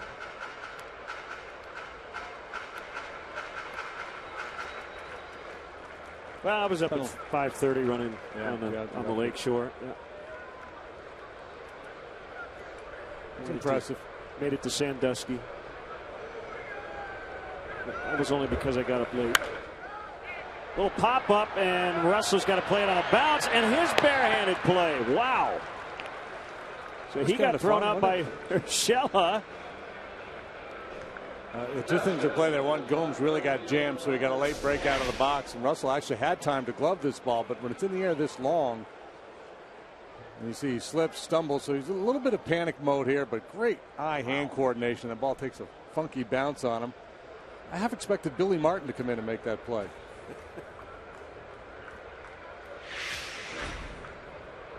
Actually, Urshela's play was against Denorfia. Famous catch that Billy Martin made. You see the clips of it in the World Series, one of those 50s World Series against Brooklyn.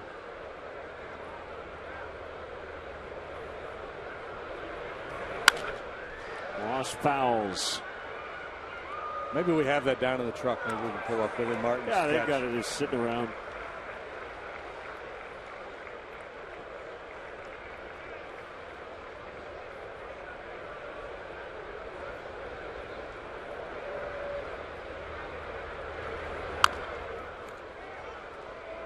Well, since you referenced him, and since it's 10-0, I know you've been reading the Billy Martin biography. And every couple of days or so, you've had a really interesting story to tell. Anything in particular that has stood out lately? I haven't dug in lately. I've been a little remiss with my reading.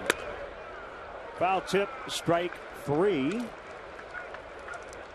I don't think you've told the Texas story on the air. That's probably worth telling. The 7th inning stretch. Oh, yeah. That's a good story. Yeah.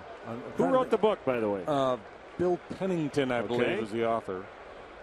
And Billy, throughout his career, but especially early in his career, was constantly at odds with management. Just a fiery guy. His backstory is really interesting. His mom was really feisty. But he got into it with the owner down there. Ed Corbett, I think, owned the Rangers at the time. Billy decided he wanted to hear Thank God I'm a Country Boy during the 7th inning stretch, because Billy he bought all in on the Texas thing with the boots and the hat and everything. And Corbett said, no, that's not going to work. We're going to keep playing, taking me out to the ball game. And they were at odds over other things, so it became kind of a symbolic fight. And Billy called up there finally one day and said, if I don't hear that song, somebody's head's going to roll, blah, blah, blah, blah, blah. They played the song during the stretch. Billy got fired that night. But it's amazing how, you take this very serious business, so much at stake, and these guys are fighting over what song gets played during the 7th inning stretch, and it becomes a breaking point in their relationship. Yeah, that was Billy.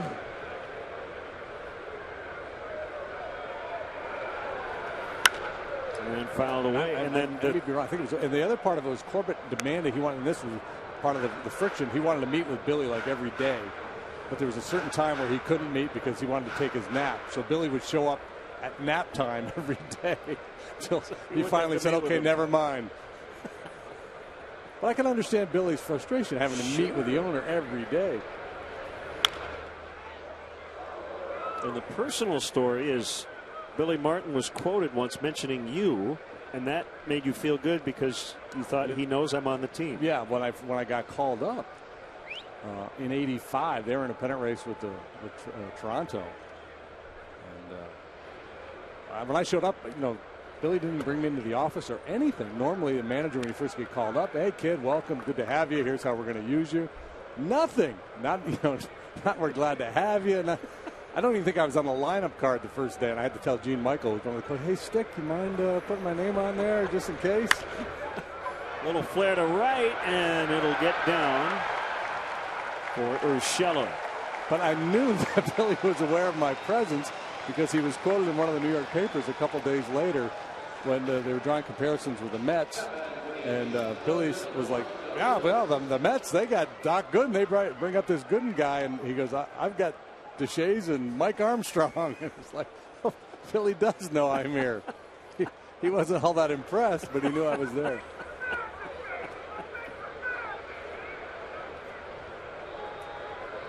Here's Aviles. So then you got traded, and shortly after, kind of got traded ended, for right? Joe Niekro. That's what he got in the fight with Ed Whitson. People might remember that. He and Whitson were at odds. And Ed was just, he was kind of a country guy, but just never a good fit in New York. He was getting booed. He and Billy got in a big fight from the airplane, carried into the team hotel. So yeah, if you're a big baseball fan, we would definitely recommend that book. Yeah, great character. Really interesting read.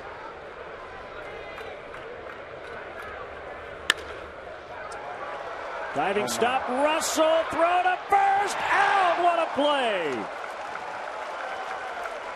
The kids are on display here tonight. What a show they are putting on. With the bat and now the leather. 10-0.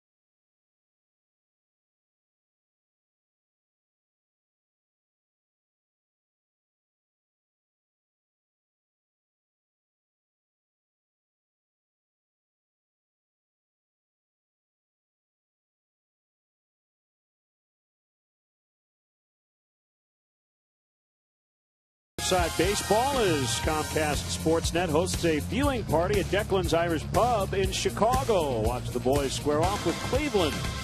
Enjoy Coors Light, win prizes tomorrow at 6. Great beer equals great responsibility.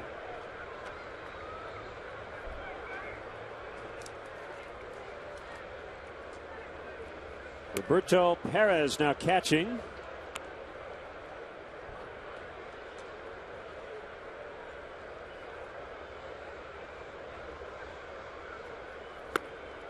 Swing and a miss.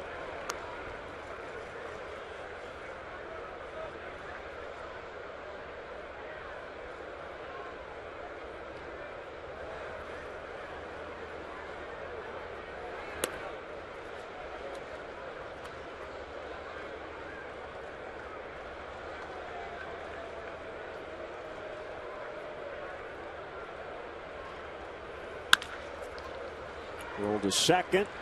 It's Kipnis for the out.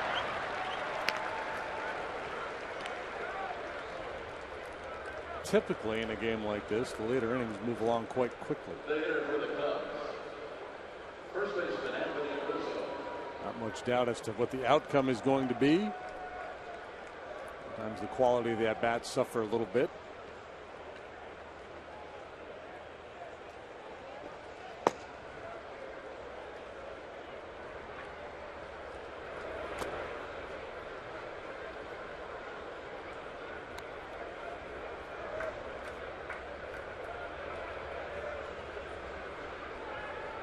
Rizzo's been on everything so far here tonight. The Michael Pineda no-hitter has come to an end.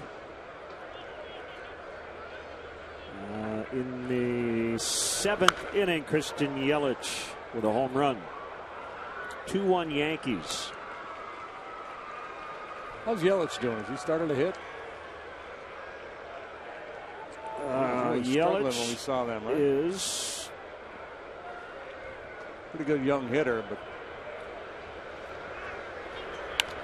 236.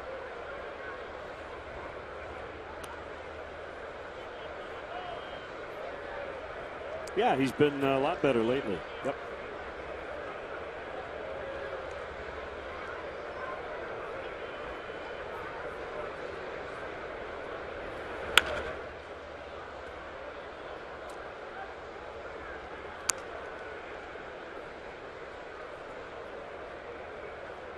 Four up, four down so far for Atchison. He's earned himself a team ball from Terry Francona with his work tonight.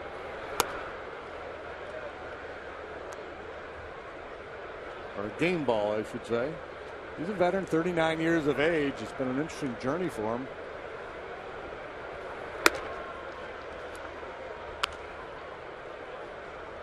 Been around a long time, but still less than 6 years of major league service.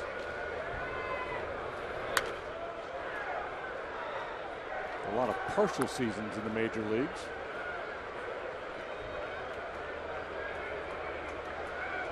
Drafted all the way back in 1998. 49th round.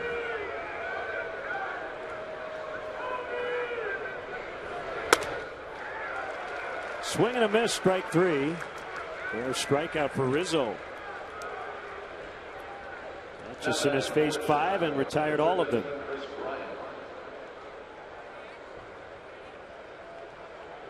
Let's see if Bryant can join the hit parade, keep his hit streak alive. 0 for 3 tonight. His second at bat hit the ball very well down the left field line, and Vilas made a very nice running catch on him. Bryant, a bona fide Rookie of the Year candidate, and I would say all-star candidate as well. The only third baseman in the National League with a higher OPS is Todd Frazier. Bryant came in at .899. Frazier at a whopping .981.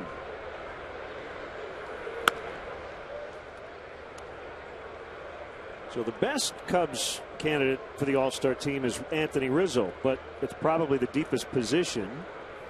Yeah. Ooh, there you go. There's Bryant with a 13-gamer. New career high. Yeah, and there's depth at the third base position, too. You know, Matt Carpenter, Nolan Arenado is going to get a lot of consideration. So it's still a bit of an uphill climb for Bryant, but certainly within the realm of possibility.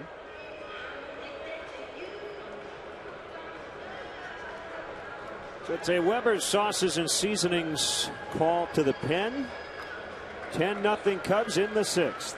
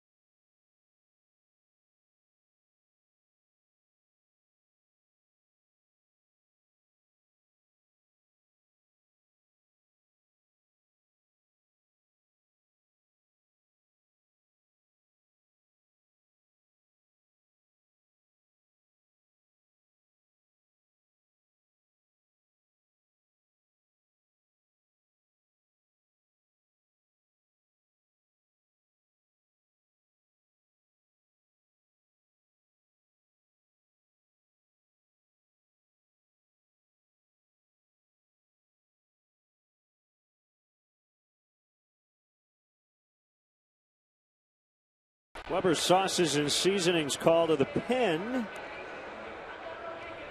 Cubs have only used one guy tonight. That's Tsuyoshi Wada, but the Indians have needed Markham, Hagedorn, Webb, Atchison, and now Zepchinski.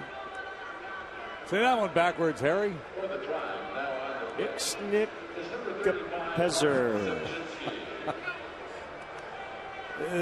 Ixnickpezer is a loogie, a lefty one-out only guy. Typically comes in to be a tough left-handed hitter out in a big situation. He's proven to be pretty solid in that role.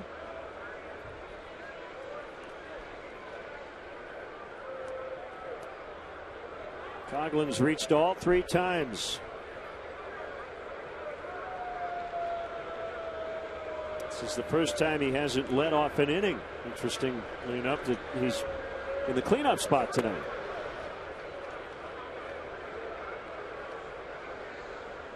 He would have led off the 7th had Bryant not gotten his hit. I wonder what the 9-inning record is for making the 3rd out. Bryant did it in his first 3 at bats, but then singled here in the 6th.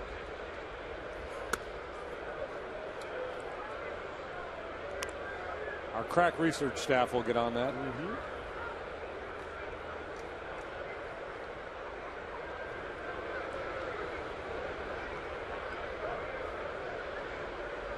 Joe Torre once bounced into 4 double plays in one game. Ooh. Did he even run the 4th time? Why swing?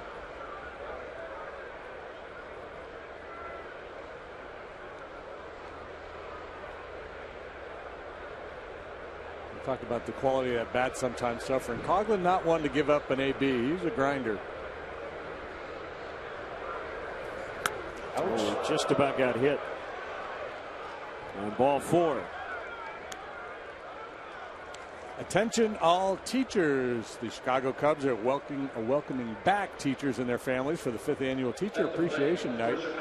On Tuesday, June 23rd, the Cubs are offering specially priced tickets to all teachers and their family members to watch the Cubs host the Los Angeles Dodgers. All participants will receive a commemorative messenger bag. For more information, visit Cubs.com/special events.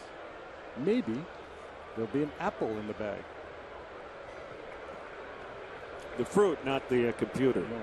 Yeah. 2 on, 2 out, and it's Castro. Well, you mentioned the quality of the at-bats suffering. It's got to affect a pitcher, too. I mean, if Zepchinski's coming in with a 3-2 lead, top of the 8th, facing a tough left-handed hitter, a man on, got to believe he's got a little more adrenaline going sure, than 10-0 in the 6th. Yeah, pitchers do not enjoy coming into these kinds of games.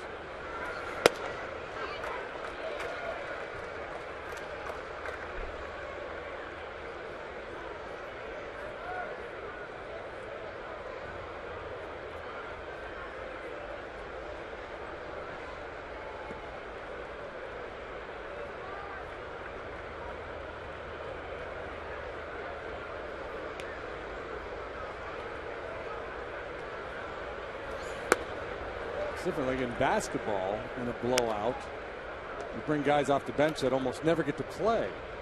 In baseball, in a blowout, you still have to cover the innings, and you use guys in your bullpen that normally, some of them are used quite frequently in high leverage situations.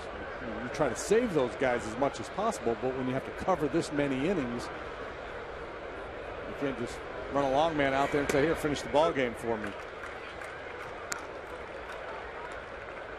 Not the way the modern bullpen is constructed. Back in the day, you could have.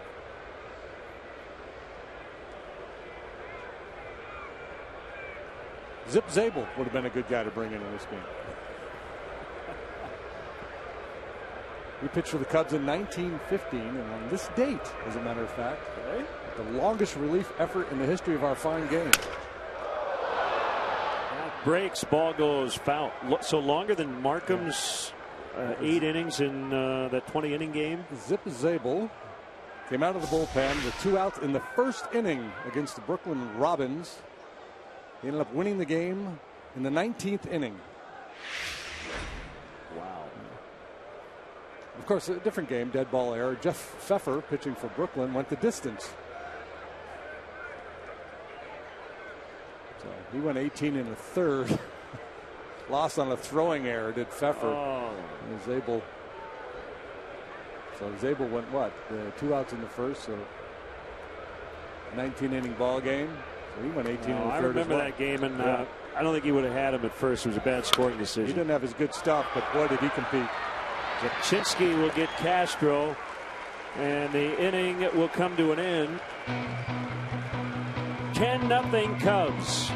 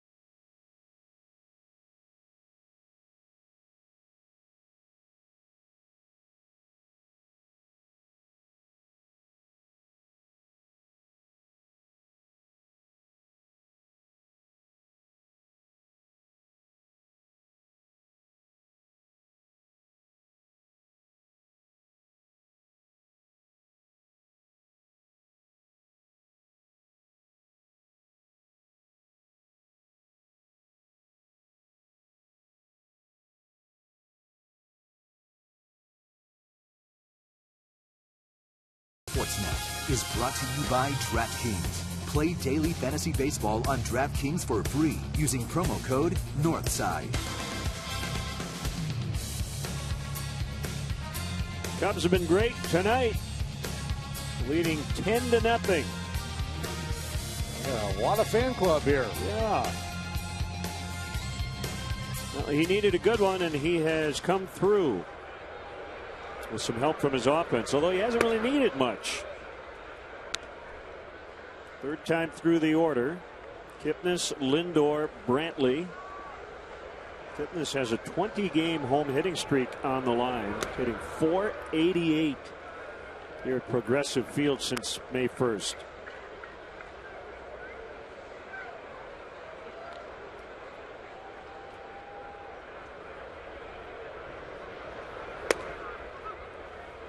Two-out base hit by Urshela in the fifth, the first base runner for Cleveland since the first.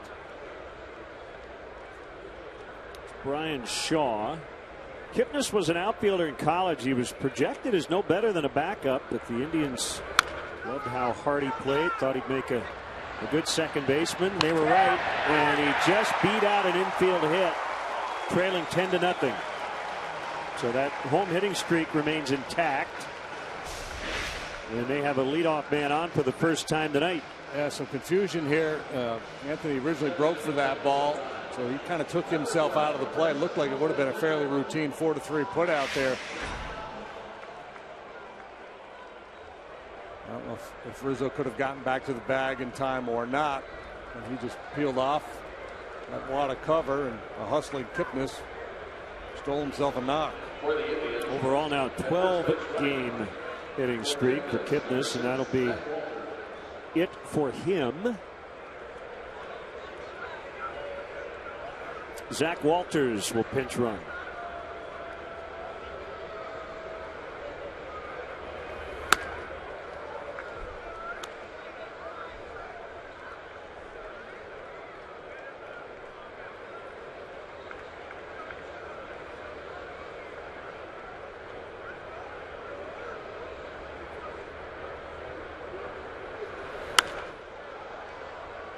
Great foul by Lindor.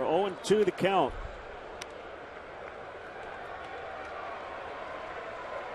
So the latest on the Cardinals off-field situation. The Dowd Bennett firm has been retained by the club. Jim Martin, an attorney for that firm, told the Associated Press the following. Quote, with what we have done so far, I am 100% confident that this does not touch upper management and does not involve people like John Mozeliak and Bill DeWitt. That's the alleged computer hacking with the Astros system. Called strike 3. Yeah, I would be surprised, right, if anybody in upper management would have sanctioned that or would have sat on it had they become aware of it. Backdoor cutter gets the job done by Wada. So the Cardinals have been aware of the investigation for several months, according to John Mozeliak. He said, quote, I hope people realize today this is not something that I was aware of or Mr. DeWitt was aware of. In no way did it help inform any of our decisions. Mike Matheny really tried to separate the two, that story and what's going on the field with the team. They have the best record in baseball.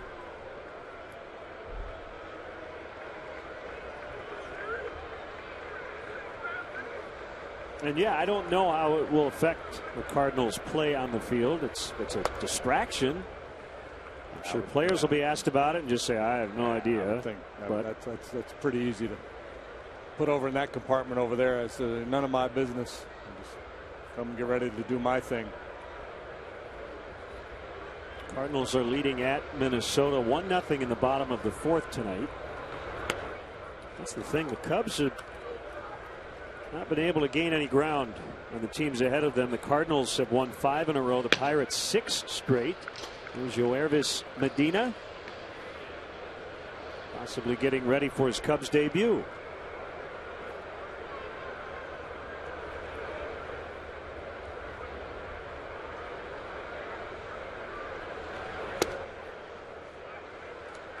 Well, I guess with the dependence on technology in the game now, it's just a matter of time before something like this happened. It's really interesting. It's not anything anybody really contemplated.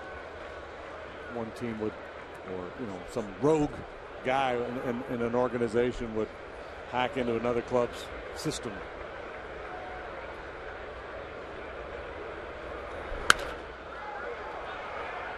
Fowler back now in. He's got it. Might make a good movie. Be a good sequel to Moneyball. Host your best customers and guests in a private suite at Wrigley Field. The Nuveen Investment Suites can accommodate anywhere from 15 to 55, include food, all you can drink, and parking. To book your premier experience at the ballpark, visit Cubs.com/suites.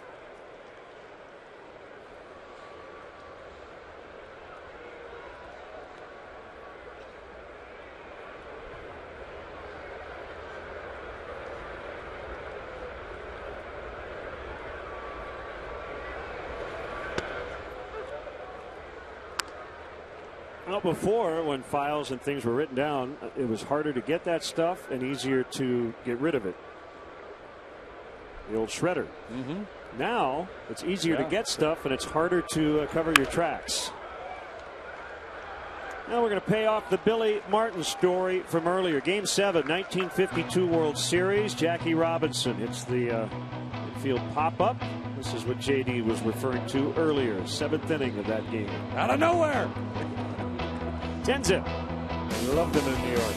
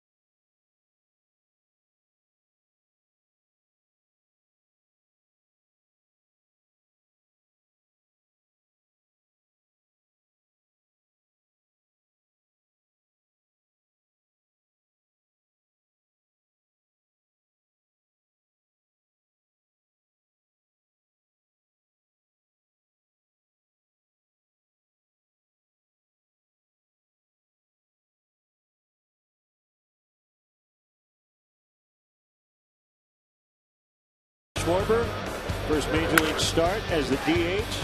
Posted bat, an RBI triple back in the second inning. And right now, that's the game-winning RBI, assuming the Cubs can hold this 10-0 lead. RBI single in the third inning.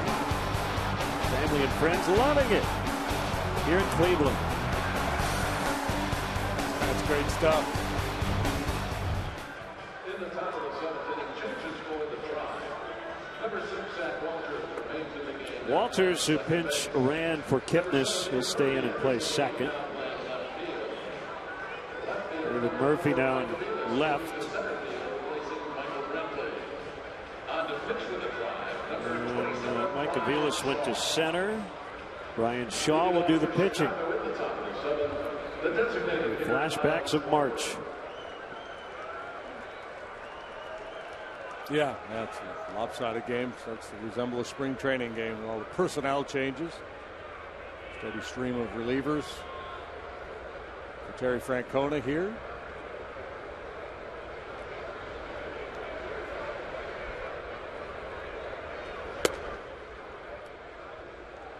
Shaw, pitcher number 6 for Cleveland here tonight.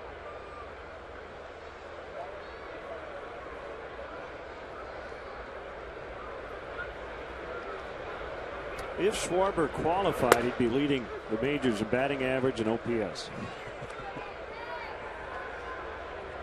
The University of Indiana, obviously more known for their basketball than their baseball, but they've turned out a number.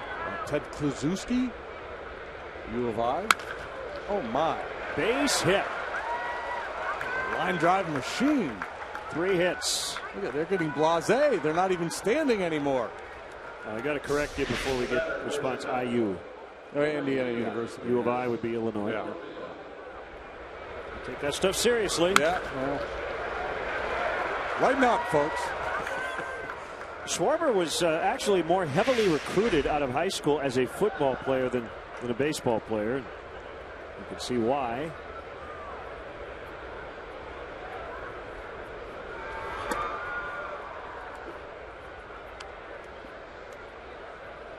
A mature kid. Talked about him last night. Aptitude off the charts. Quick learner. I think he's taken on the idea of, can I catch at the big leagues? He's really grabbed it by the horns. He wants to be a major league catcher. It's important to him to do that, even if it delays that process a little bit. That's going to be the the decision for the organization too. If the bat is so good, we want to try to get him to the big leagues more quickly. You may reconsider. Breaking ball on the outside. That whole plan, obviously, the value. If he can do what he projects to do offensively as a catcher, you've got a very special player.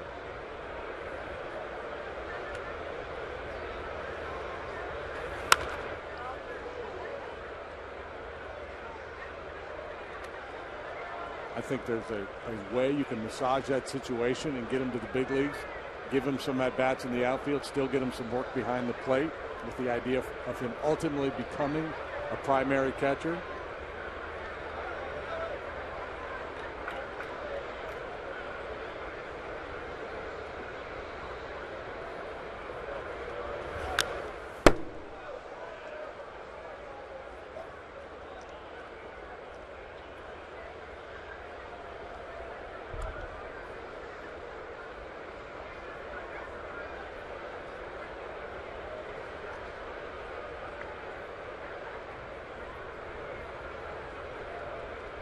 I think Mickey Morandini was also an Indiana guy.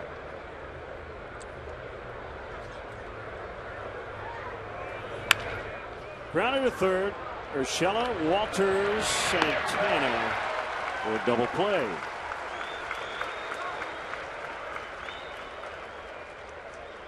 And by the way, can you say Mickey Morandini without hearing Harry Callis's voice? Mickey Morandini.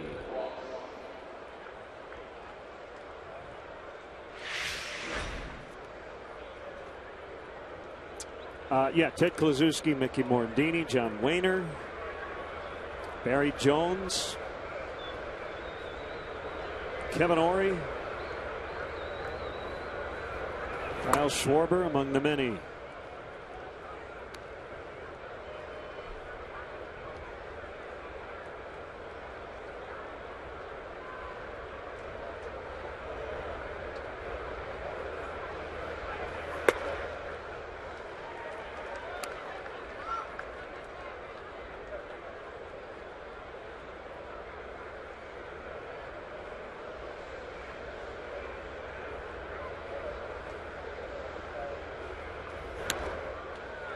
Side benefit of this breakout game for the Cubs. They're getting a lot of looks at the Cleveland bullpen here tonight.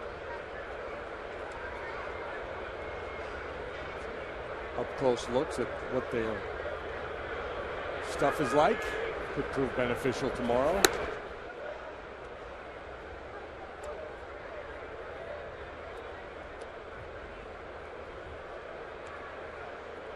So now the Iowa fans are upset. As I said U of I is Illinois and University of Iowa. Try to take care of everybody best we can.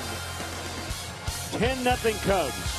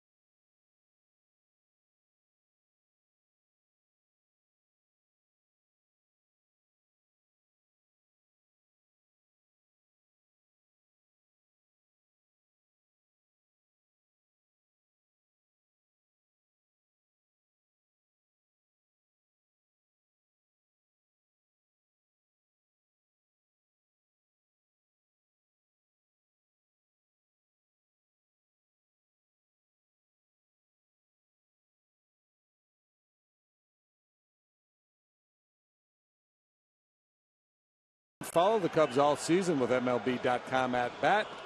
At bat is up to the moment at any moment with in-game highlights, live look-ins, replay reviews, radio broadcasts, StatCast, and more. Get MLB.com at bat for your smartphone or tablet. That's obviously coming through in a big way tonight, but let's not forget the work of Tsuyoshi Wada. It's a shutout into the 7th inning. Made a little noise early. Chris Coughlin made a nice play to get him out of that inning, and then he is taking control of this ball game. Attacking the strike zone. He's punched out 6.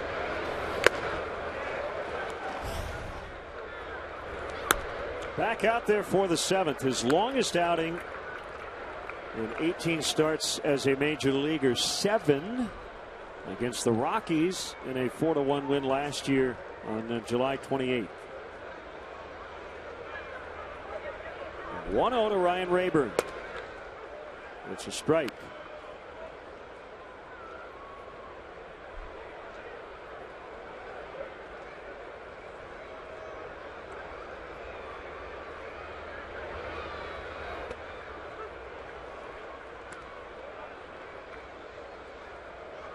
Pirates still haven't given up a run through 5. Jeff Locke working on a one-hit shutout, leading 3-0 at the White Sox.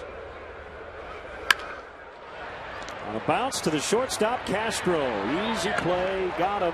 Well, that's the other part of it. There's been a fair bit of hard contact against Wada here. He's got a huge lead, so he's going to be aggressive and challenge a big part of the strike zone. But everything that's been hit sharply has been hit right at a Cub. Let's see some work from their closer, Cody Allen, tonight. Roberto Perez, the catcher. Came in for Gomes in the 6th.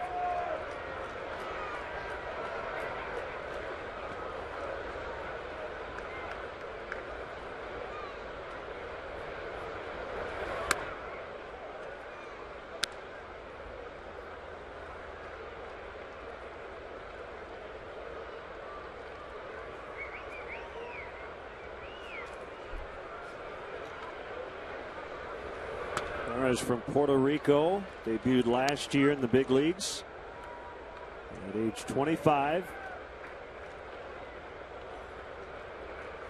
David Ross chatting with Jerry Davis after that one, saying, "Hey, that was a good pitch, Jerry. I know it's 10-0 game. Don't want to give you too much grief, but just fighting for my guy."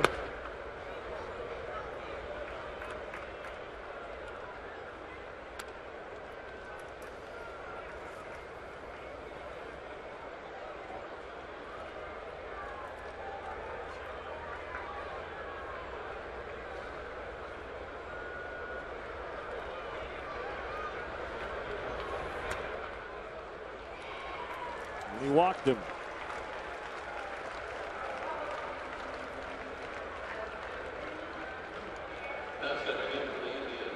Second walk given up by Wada. It's just a matter of how many pitches Madden wants Wada to throw in this ball game. He had Medina up earlier, and I'm assuming that's him out there throwing again now.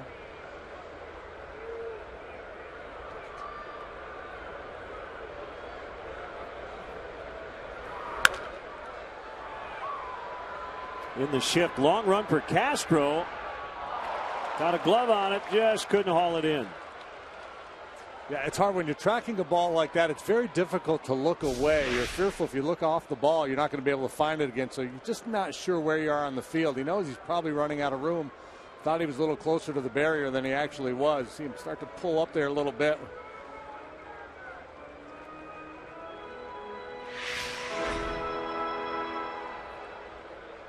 That ball's a little higher. He probably has time to find the wall, take one peek, get a better sense of where he is on the field, and then make the play.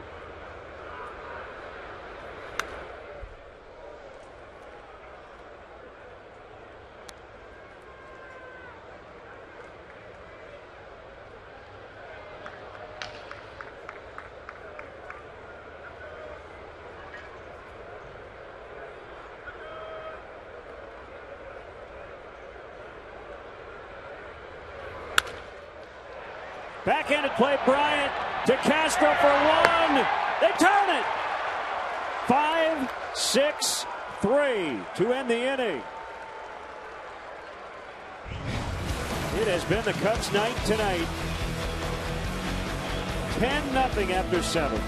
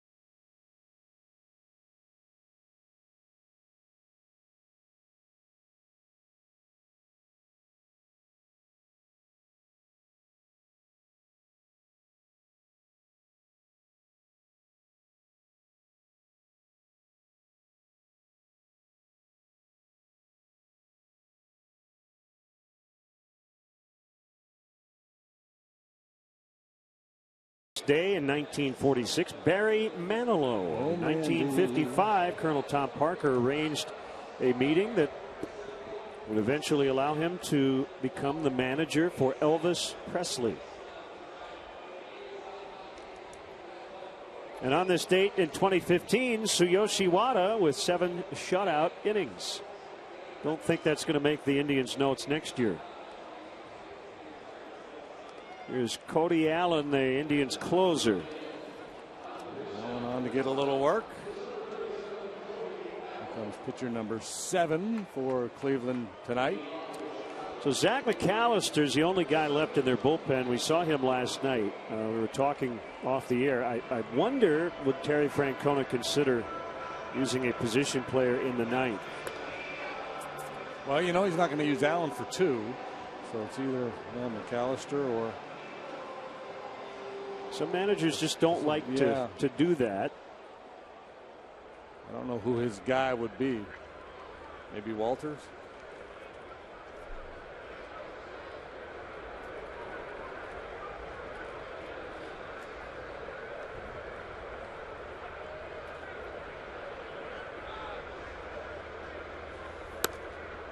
And a strike called on Russell. How about the defense tonight? Oh my, yeah. Russell and Bryant and Coughlin.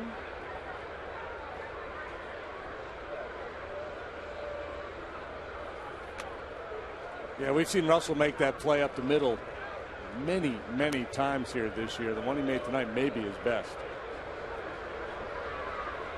Bryant, his range factor is going through the roof. He's making all these plays on the right side of the infield or out in shallow right.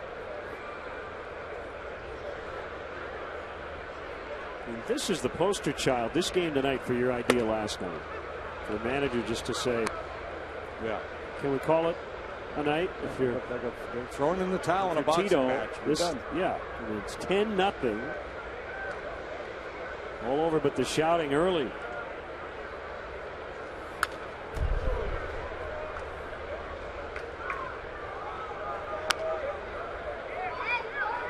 $15,572. A lot of Cub fans here tonight. Indians have struggled with their attendance.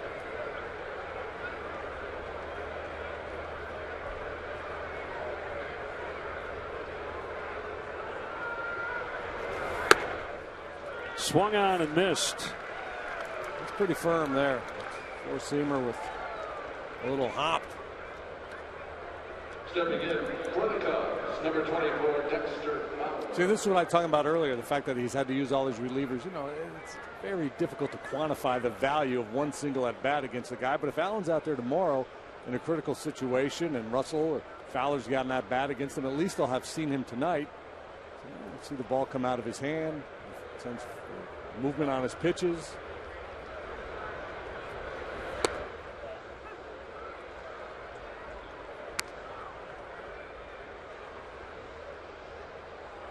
And not the same advantage you would gain by hacking into a team's computer system, but a little bit of an advantage.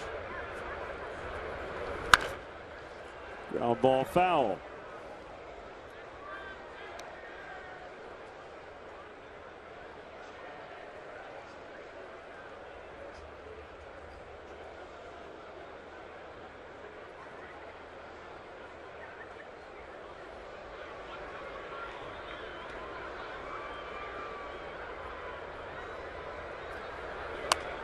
That one got away from him.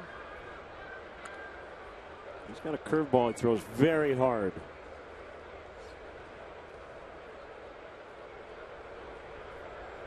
Might have been the changeup.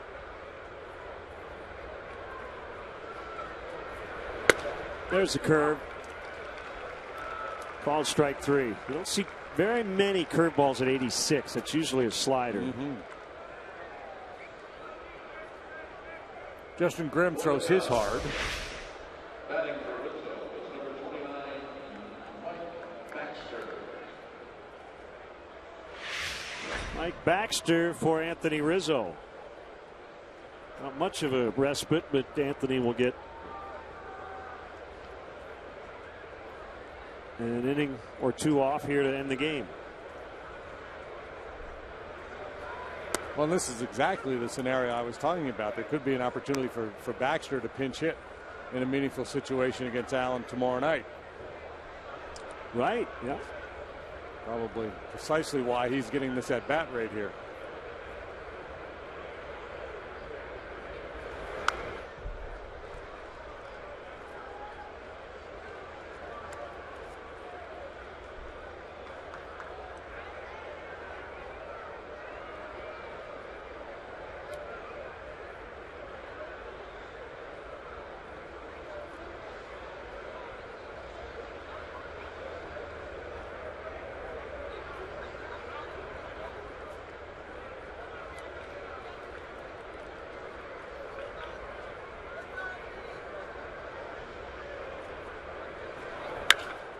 Line into center for a base hit. That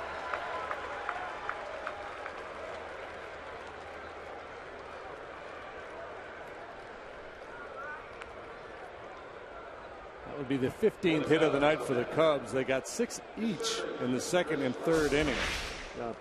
10 guys have come to the plate for the Cubs tonight, and they all have a hit.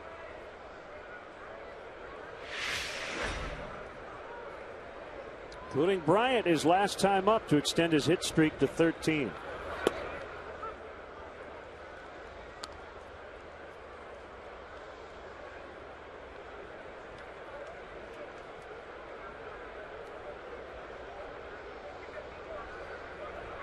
Change up.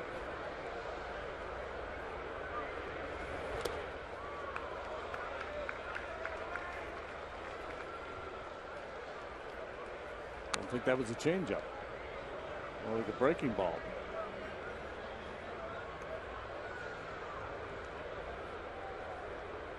The catcher Perez kind of did the wiggle that usually is a changeup.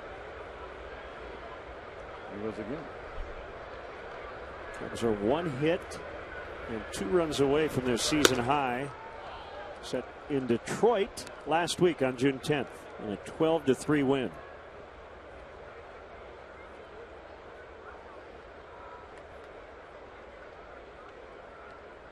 If I'm a Cub pitcher, I'm lobbying to get the ball after the next time the Cubs get shut out.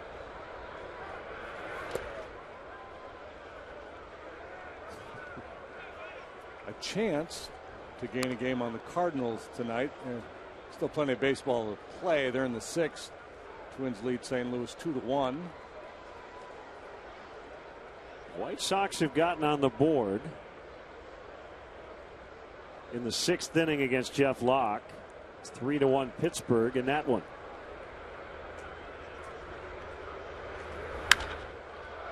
High fly ball to center. Aviles on the back pedal to end the inning. Bottom 8, Cubs 10, Indians nothing.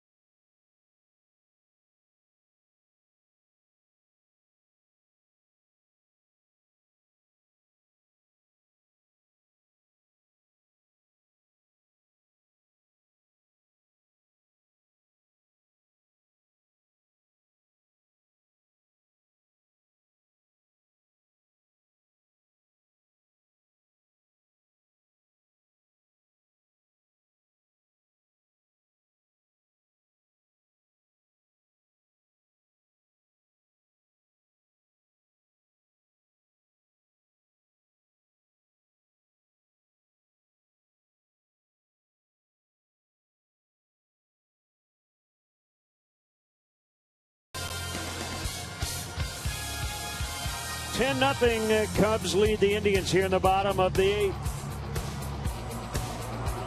Baxter stays in and plays first. And in a Cubs debut, Yoervis Medina on the pitch.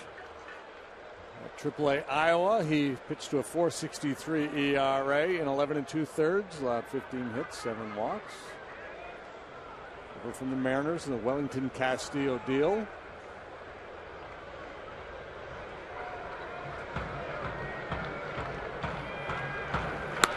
First pitch, fastball to Urshela for a strike.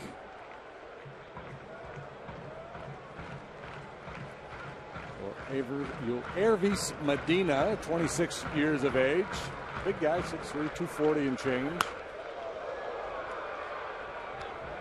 Debuted with the Mariners in 2013.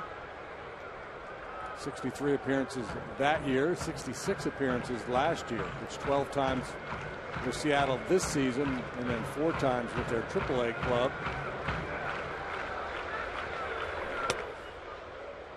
Side. Reports we got when the Cubs acquired him was that the velocity was down a little bit. And, as I peruse fan graphs showing an average fastball velocity of a little over 92 miles an hour. Last year, closer to 95. Struck well on the ground, but again, right to the shortstop. Castro makes the play.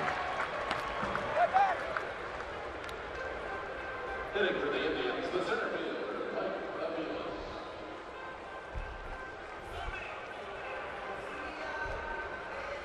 Medina throws fastballs and sliders. He has a changeup, but rarely uses it.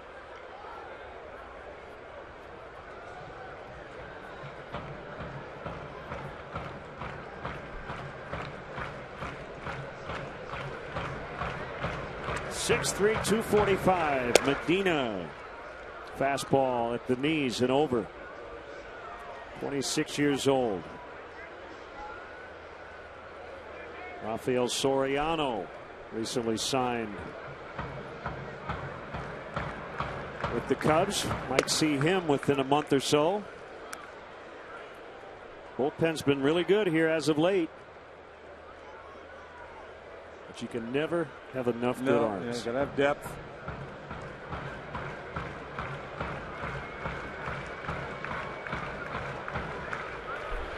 Speaking of which, Neil Ramirez has started his rehab assignment. So hopefully it won't be too long before he's back in a Cub uniform. Medina works from the extreme first base side of the rubber.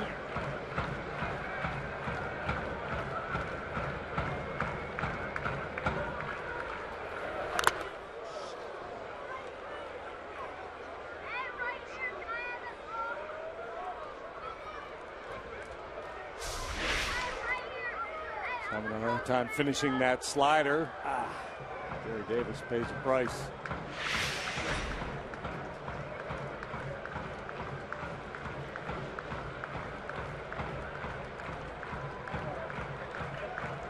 He's way over there.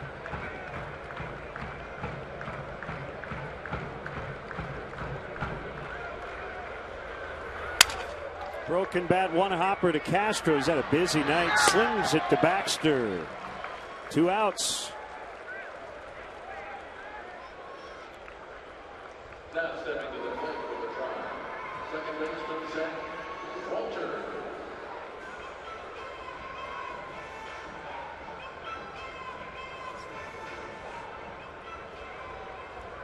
There's Walters. Switch hitter.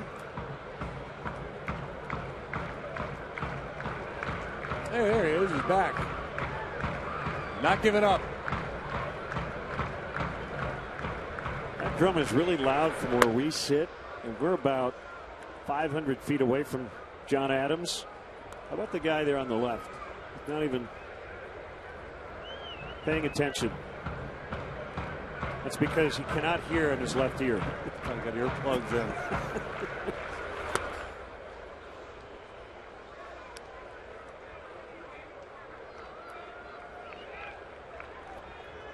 No Ricky Vaughn tonight out of the Indian bullpen. Eddie Harris, the veteran, just did not have his good stuff. And the Cubs put a big number on him. Ground ball to Baxter, down to a knee, up with it. He'll take it unassisted. And it's 10-0 Cubs as we go to the ninth.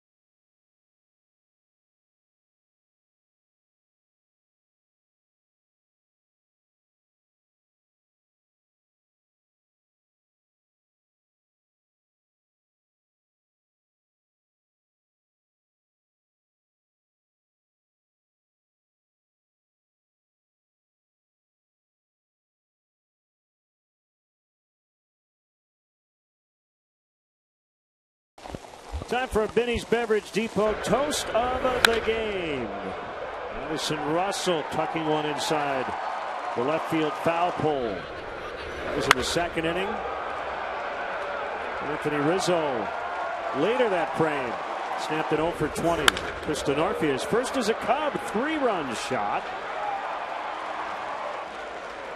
And as we contemplated, yep, it'll be Ryan Rayburn, who had been DHing. And he's now going to pitch. Yeah, he has pitched once.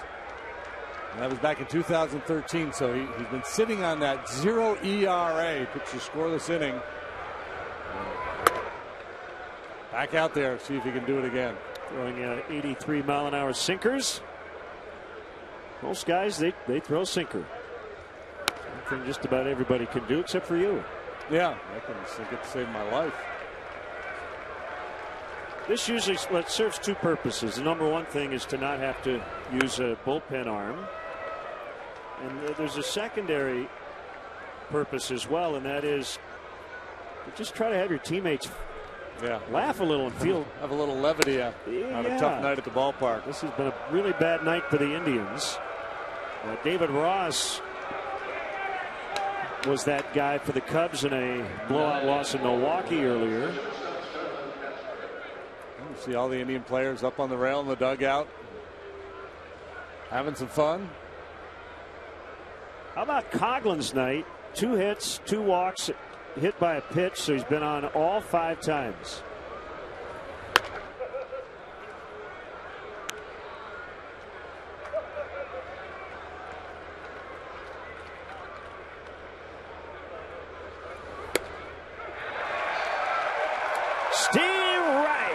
One. The crowd goes crazy. It gives the fans something to cheer for, too. Well, he's got a little movement on that two-seamer. I don't even know why the catcher's giving him signs. I think he's going to cross him up. Long run, Moss. Couldn't get there.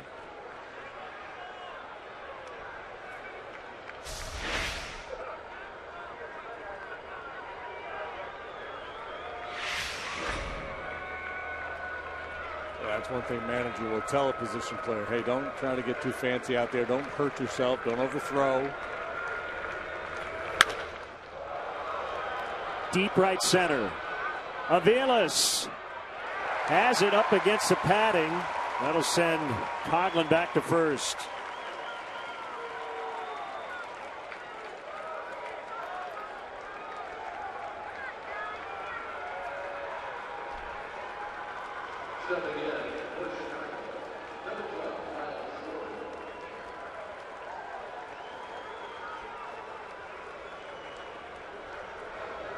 For Kyle Schwarber, do you want your first big league home run to be against Ryan Rayburn? Yes. Because you and David Rawson can laugh about it, because Rossi hit his up Art Grace.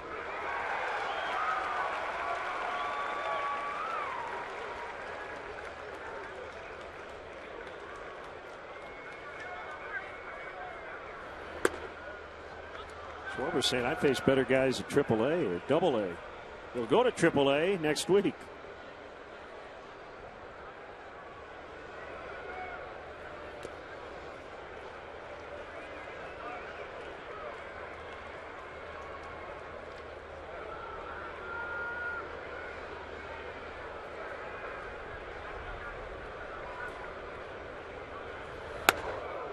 Well, reach back for a little something extra there.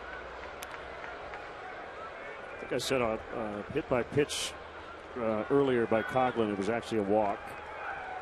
It was close, didn't hit him. I said he was almost hit, and that's what I put in my scorecard. Swing and a miss, 3-2. That's 3 walks for Coghlan tonight.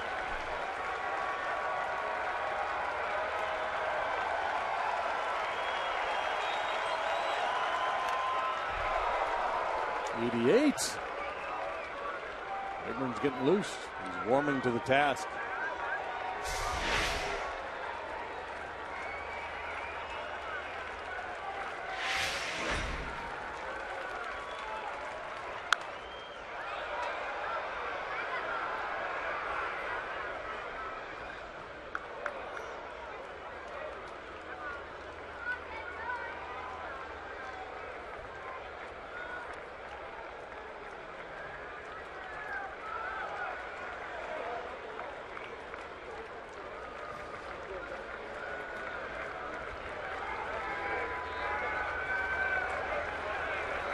Looks good, doesn't it?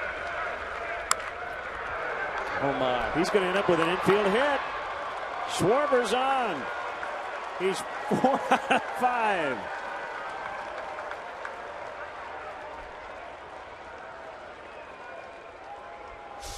Game is too easy for him. Take it, Kyle. He's kind of shaking his head apologetically down there with Brandon Hines. I can't believe I got that.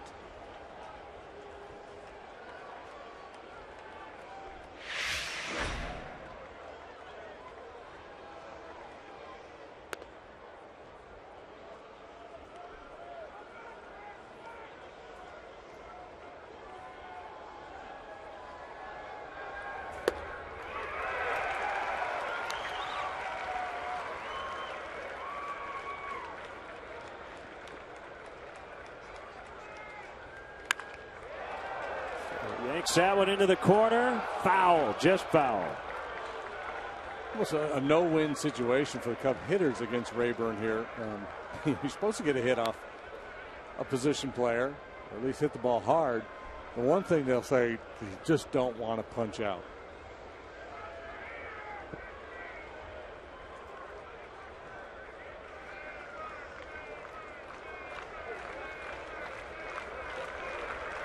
Come a little off speed here.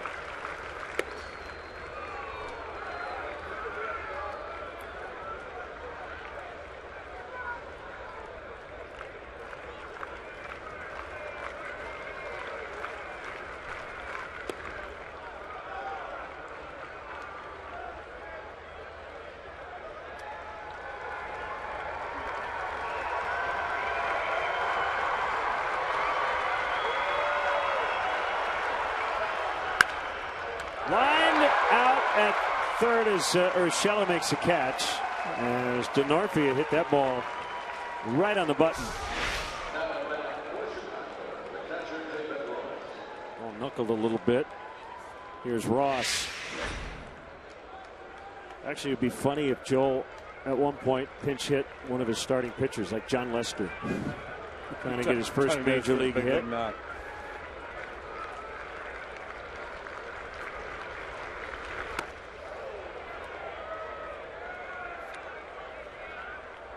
Wouldn't be surprised if John lobbied for it. John wants to get his legit, and he will. Not in his next start, though. No, that'll be in Minnesota. And the DH will be in order.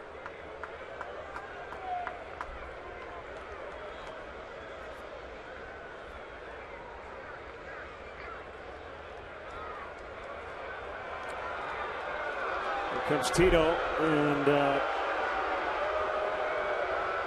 is he going to make a change? Yeah, I think he thinks that maybe Rayburn's starting to get tired. He doesn't want to get hurt.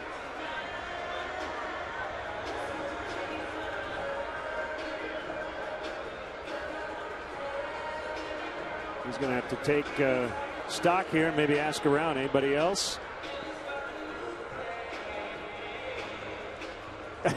He points at David Murphy. Yeah, well, he pointed to his left arm when he first went out there, so he had somebody in mind. You want to do it?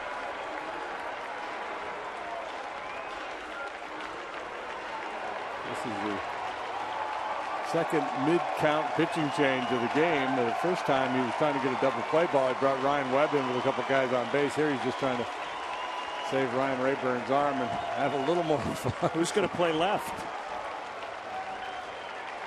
Michael Bourne, maybe? Bourne, yeah. He'd be the only guy, left. Right? So that'll probably move Aviles to left. Yep.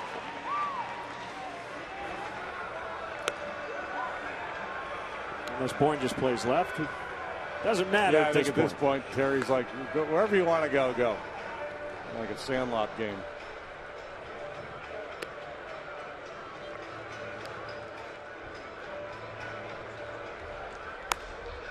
So the big, tall left-hander comes on, and he too is making his second career relief appearance.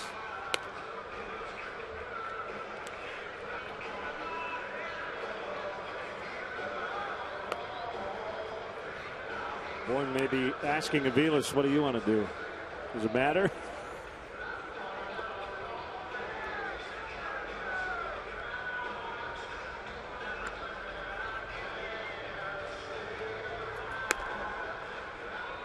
You know who's going to love this? Among others, Joe Madden, Jason Stark. Oh gosh, yeah. He's going to write a column this week that'll be about 8,000 words on all the position players pitching in the era of depressed offense. All of a sudden, here in a stretch of a couple of days, there's been a slew of position players taking the mound in some blowout games. David Ross has to make an adjustment here now with a lefty coming in. The other question I think the Indians media relations department may be dealing with here is what's the record for pitchers used in a 9-inning game? Because Markham, Hagedorn, Webb, Atchison, Zepchinski, Shaw, Allen, Rayburn, Murphy, that's 3, 6, 9 pitchers have been used. Popped him up. Back of second. Lindor. Oh, he didn't make the play. Unbelievable.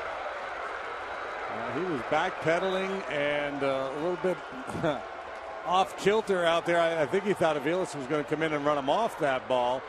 Look at Chris Bosio. He just can't believe. I can't believe what I just saw. Oh, it's 11-0.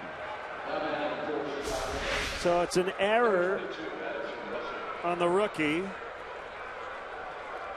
Yeah, he looked. He peeked at Walters there and then lost track of the baseball. Wow. Wow, wow, wow. David Murphy saying, well, I don't know what pitchers feel like when they don't get help from their defense.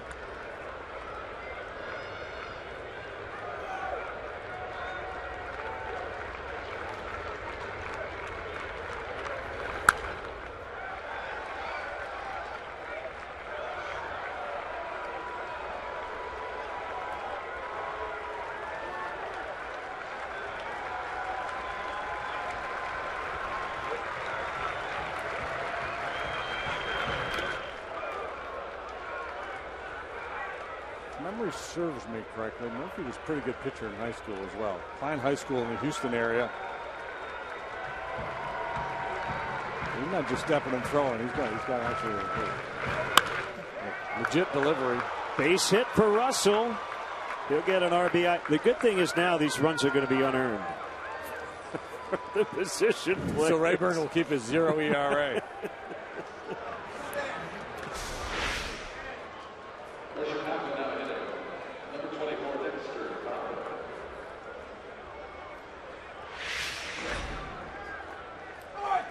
12-0. Here's Fowler.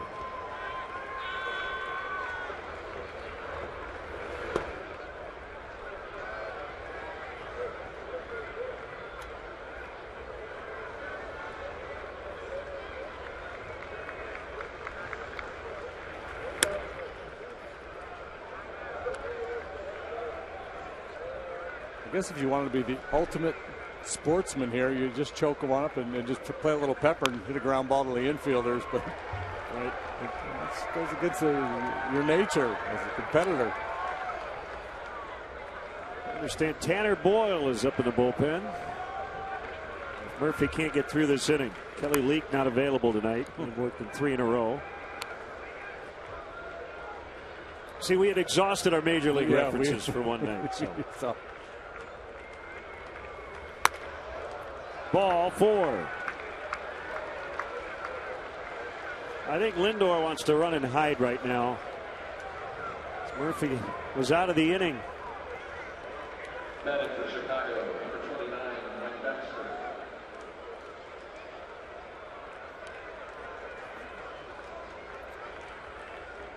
Yeah. This has not been Bob Feller-like.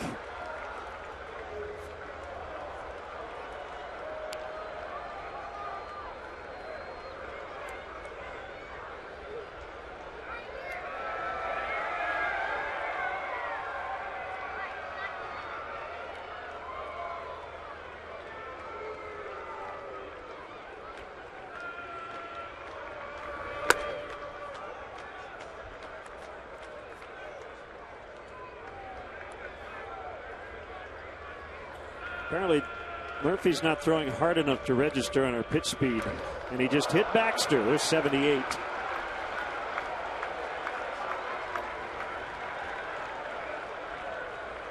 So Baxter will get an RBI.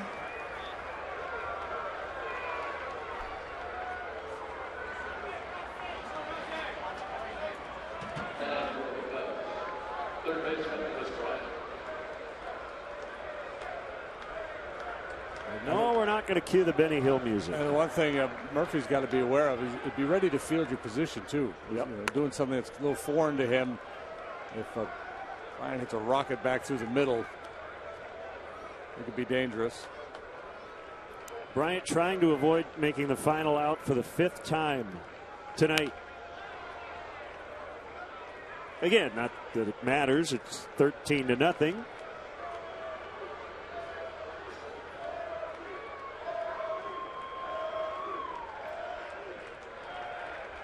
Shook him off. High drive deep to center. Aviles is back. It is gone. A grand slam for Chris Bryant. That was almost predictable.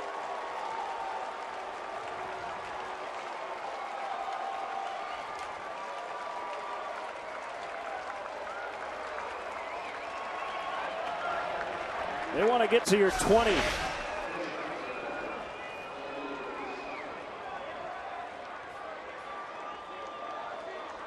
Can't provide a whole lot of deep analysis on that one. Just a very strong young man hitting against an outfielder. Get a BP fastball and crushing it.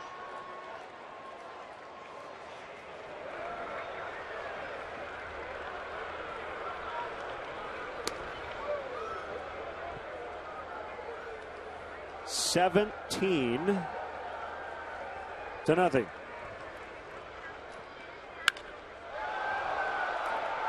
Aviles back on this ball on the warning track. He's got it. They put up a 7 spot against Rayburn and Murphy in the ninth.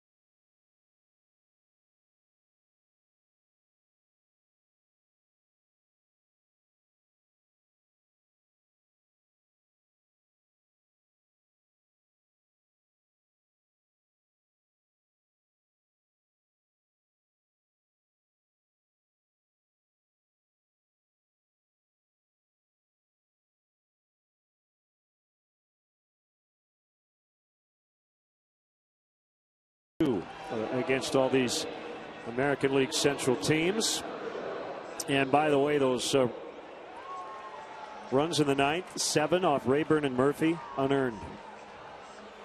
So the last 2 times the Cubs have been shut out, they've responded by scoring 12 and now 17 runs. And we'll have a pitcher batting in this inning, David Murphy. John Adams banging on the drum. The pitch to Lindor. His error really opened the floodgates.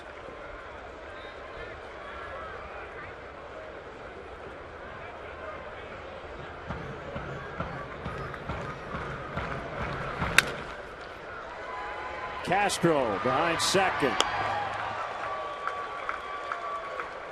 Now stepping to the plate for the Tribe, the pitcher, David Murphy. The pitcher, David Murphy.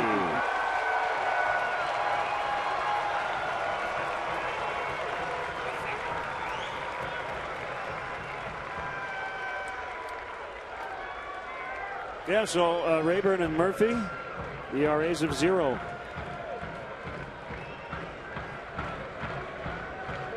Murphy going to try to have a little fun with the bat here. Saw the numbers. He's having a nice year. Am I wrong to wonder about 9-inning 9 pitchers record of using 9 pitchers? It's got to be close. Pitcher an inning. Fowler comes in. I guess maybe a September call-up game you could have theoretically, but that's a lot of guys. You don't even see 9 in spring training usually. Yeah.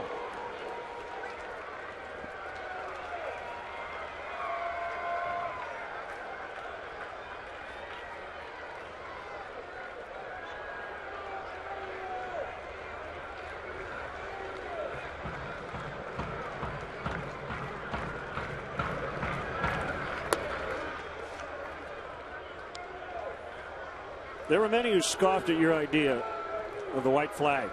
And Terry Francona, man, does he wish this game had ended after 8. Yeah, and my idea was just a hypothetical. If you could ask a manager, would he prefer to keep going, or would he rather throw in the towel and come back and get after it tomorrow? It was not a legitimate rule proposal. The next day, though, it fit.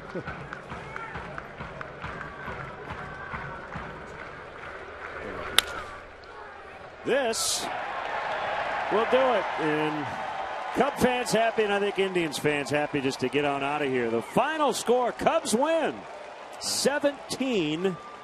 Yeah, just a complete beatdown in every facet of the game. The Cubs, big noise early. Wada was 7 shutout. a clean game defensively and a nice bounce back after being shut out in the ball game last night. So Wada and Medina combine on a 17-0 shutout. And we'll be right back with you tomorrow night to wrap up this 3-game home and home with the Indians. Now for JD and our entire crew here in Cleveland, Len Casper inviting you to stay tuned. Blue Cross Blue Shield Cubs post-game live is next.